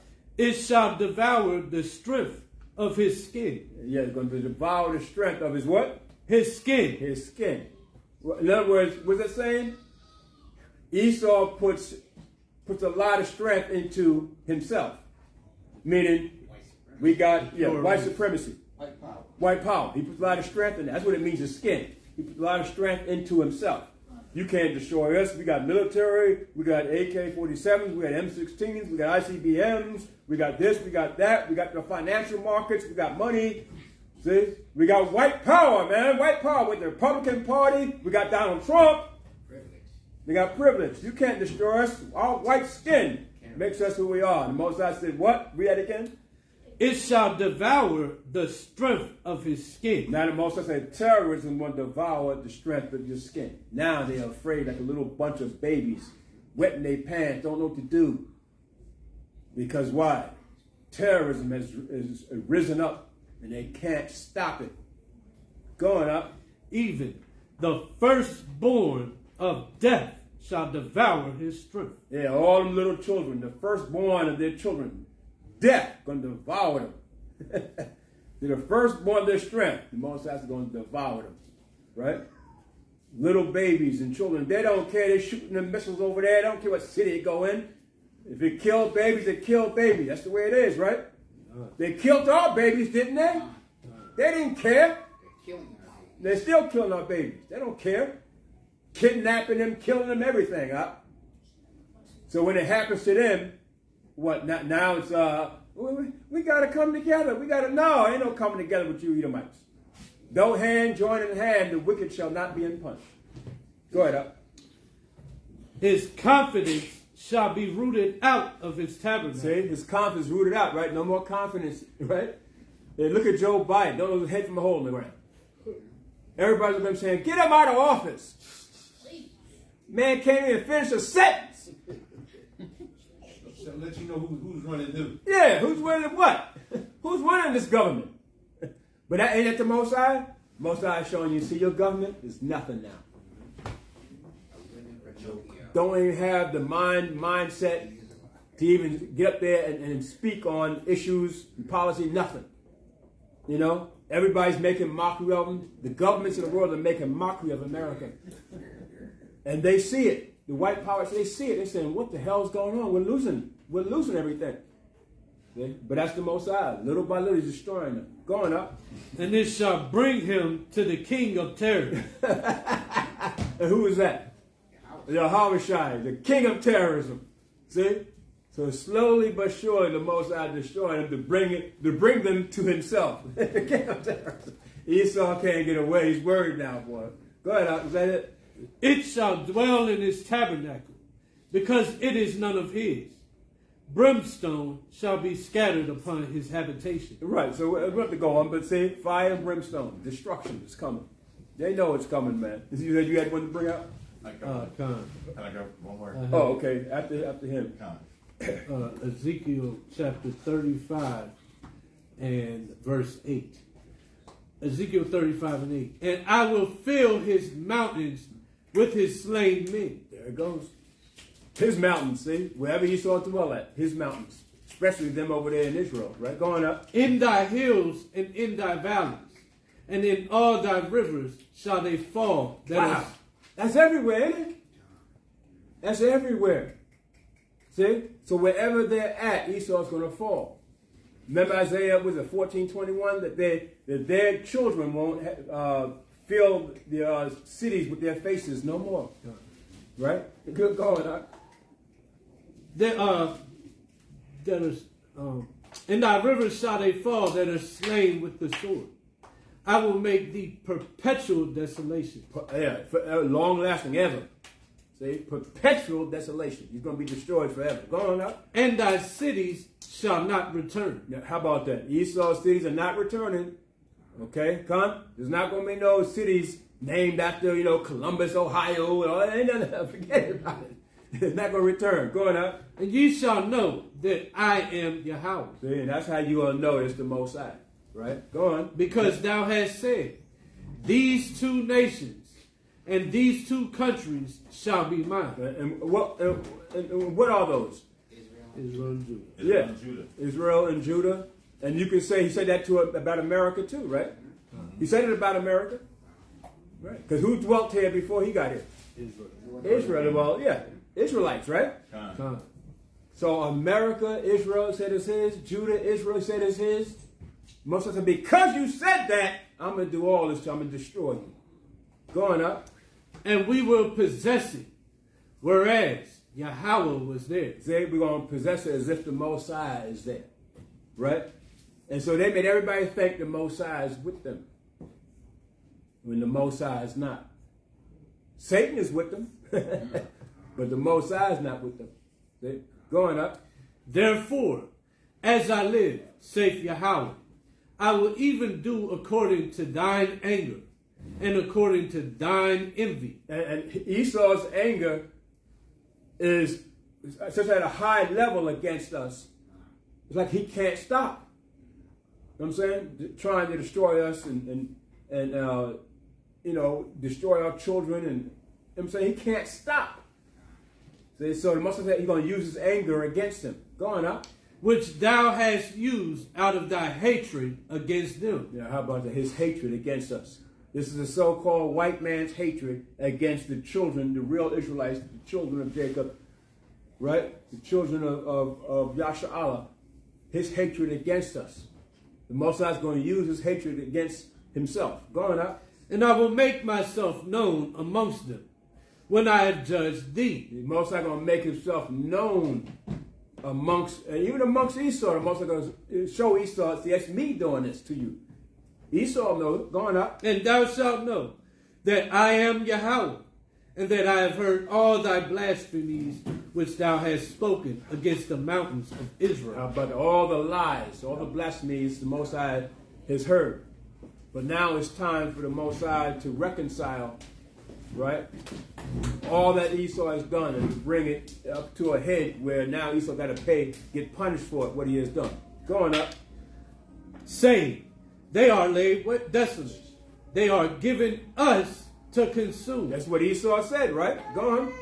Thus with your mouth ye have boasted against me, and have multiplied your words against me. I have heard them. Thus saith Yahweh, when the whole earth rejoiceth, I will make thee desolate, as thou didst rejoice at the inheritance of the house of Israel, because it was desolate, so will I do unto thee. Thou shalt be desolate, O Mount Seir, and all Idumea. That's Esau, right? Idumea is a Greek word meaning Edom, right? Idumea, right? Talking about Esau, Mount Seir is Esau, right? That's where the land they dwelt in, Mount Seir, see? Meaning so-called white folk. See, we got to clarify. It's talking about so-called white folk. Simple as that. Okay, it's simple. Simple as that. All of them. And Lord don't care if you marry a couple of them or whatever. All of them going into captivity. Doesn't matter. Because the Lord is dealing with that nation. Okay? And he's going to repay them back. Whatsoever man sow, that shall he also reap. And you too, if you know what. Okay? And you got, okay, go on. Psalms 137, verse 8 and 9.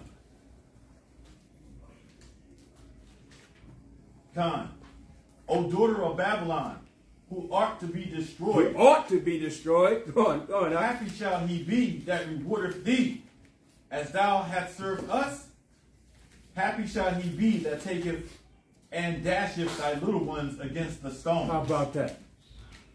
Can you do that? Can you take a little Edomite baby and dash it against the stone? When Yahweh Shah says go ahead and do it. We're not talking about now, but when he said go ahead and do it, are you capable of doing that? I think I can do that right about now. He's going to put the spirit on. He's going to put the spirit on you. Right. But that's the scripture saying this now. Mm-hmm. See?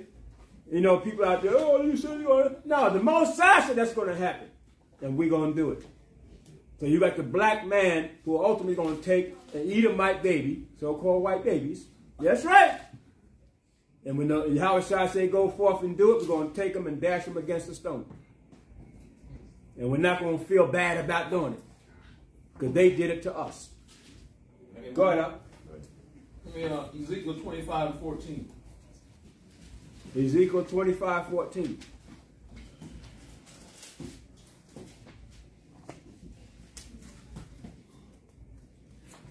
Book of Ezekiel, chapter 25, verse 14. And I will lay my vengeance upon Edom by the hand of my people Israel. Wow. That's right. Who's going to do it? By the hand of my people Israel. So that's talking about the so-called Negro, the black man, West Indian, Haitian, Puerto Rican, North American Indian, the Mexican Indian, all of the South American Indian, all our people going to come together.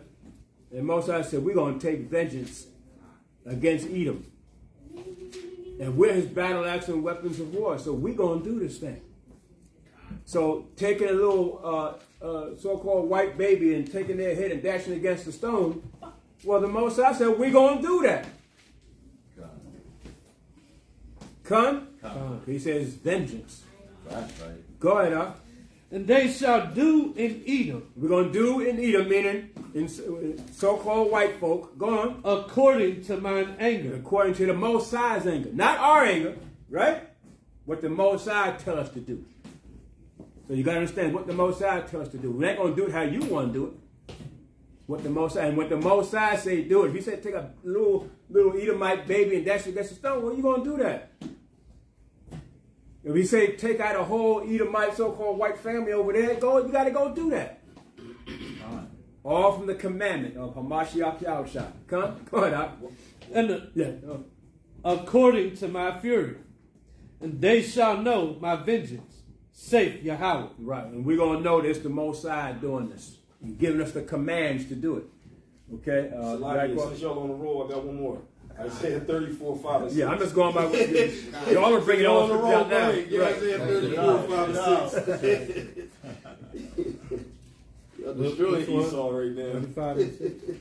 Isaiah 34, 5 and 6. Okay, it's that time now. Book of time. Going up. Book of Isaiah chapter 34, verse 5. For my sword shall be bathed in heaven. Behold, it shall come down upon Idumea. So the Most High's sword is what? Bathed in heaven. In the spiritual world, the Most High is getting it all prepared. See? And when you bathe something, you're getting it all cleaned up. Prepared. Practicing. See, practicing, right? To bathe. And the Most High's sword is what? Most High got meteorites, asteroids. He said, well, how he going to destroy America? He said it's going to be like a great mountain coming down out of the heavens, out of the sky, like a great millstone. And it's going to drop. Boom. See, when the Most High sends his sword, you can't stop it. See, Esau got the Iron Dome, right? Iron Dome can shoot missiles out the sky. You're going to shoot the Most High's missiles out the sky? Hell no. Iron Dome ain't got no chance against the Most High's. Right? That's what it means. His weapons are bathed in heaven. Right? Going up. And upon the people of my curse to judgment. Yeah, and the Most High's curse, the people of his curse is who? Esau. That's why he put the mark on them. His so-called white skin, leprosy, he put that on them because that's the people of his curse. See? Now, the people of his curse is coming to what? Judgment time. See, all those hundreds of years and thousands of years, you couldn't judge the children of Cain, right? Remember? That's why the Most High said in read Genesis, the people, judgment shall come upon them 7 times who come against Cain. Right? You read that in the scriptures, right? Because it wasn't their time yet. And Cain had the mark of leprosy on him. Cain was born a dark-skinned man, but the mark of leprosy was put on him. And the Most High, any man that come against Cain, the judgment shall come upon him 7-fold, because it wasn't their time for you to destroy the seed of Cain out the earth yet. He was given time to fulfill his judgment. Fulfill his judgment and fulfill prophecy. But now it's time. He was right. Okay, go ahead. It is made fat with, the sword of Yahweh is filled with blood. It is made fat with fatness, and with the blood of lambs and goats, with the fat of the kidney of rams. For Yahweh hath a sacrifice in Basra, and a great slaughter in the land of Idumea. Yeah, that's Edom, that's Esau. And where's Basra? In Mount Seir. Okay, that was one of the capitals of Mount Seir, right? So the Most High is designated, so he's letting you know who he's talking about. Okay, but you say now, but Esau's all over the world, so that's what it means now. He's all over the world, so it means his judgment's coming upon them wherever they act. Can't get away. So you got the ones hidden under caves and in underground cities. We coming after you. Most High's coming after you. You can't escape. You got the ones that talking about they leaving the city, going into the forest, and build a house where they can fortify themselves. Most High said, no, we're coming after you there too. Can't hide. Okay, you somewhere in outer space, somewhere in a satellite or space shuttle, whatever. We coming in too.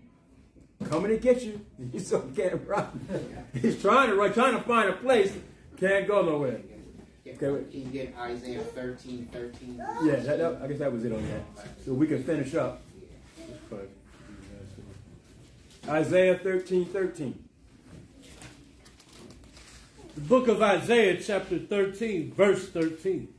Therefore, I will shake the heavens, and the earth shall be removed out of her place. That's literal. Y'all know that, right? That's literal. The earth is going to remove to and fro. Okay? When the Most High brings his destruction from out of the heavens, and those meteorites and everything, the earth is going to be moved to and fro. Okay, go on. In the wrath of the Lord of hosts, and in the day of his fierce anger.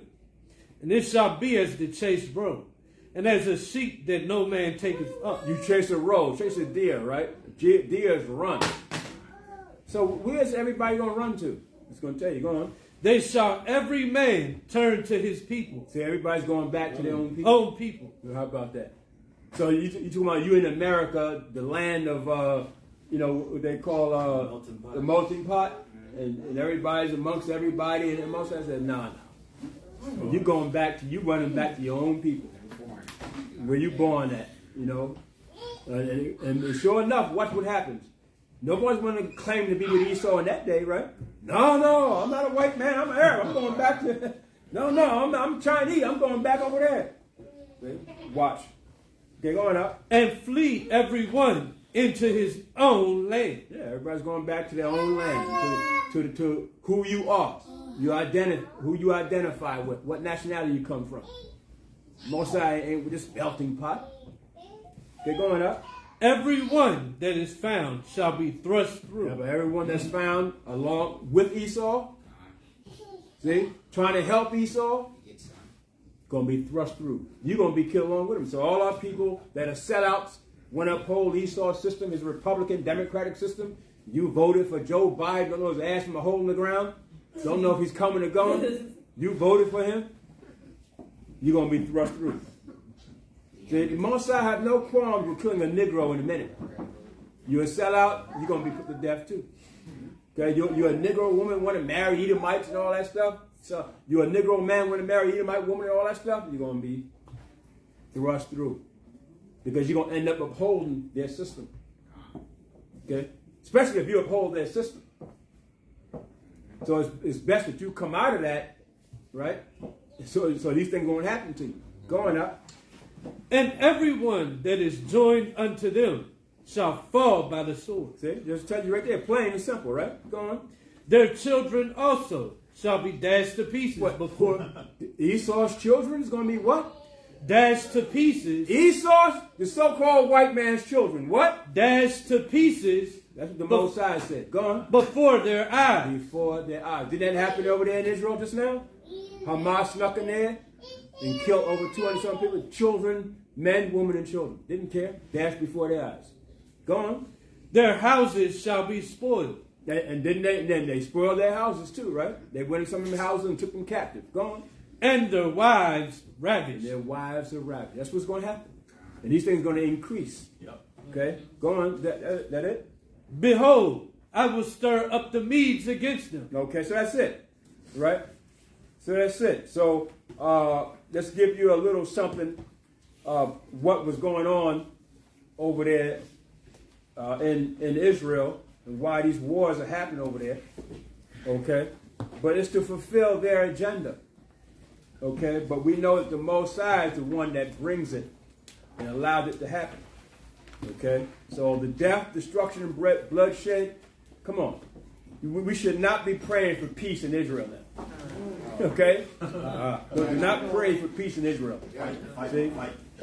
See, be what Yahweh Shai said. Yahweh Shai said, if you're with me, then you gather with me. But if you're against me, you scatter abroad.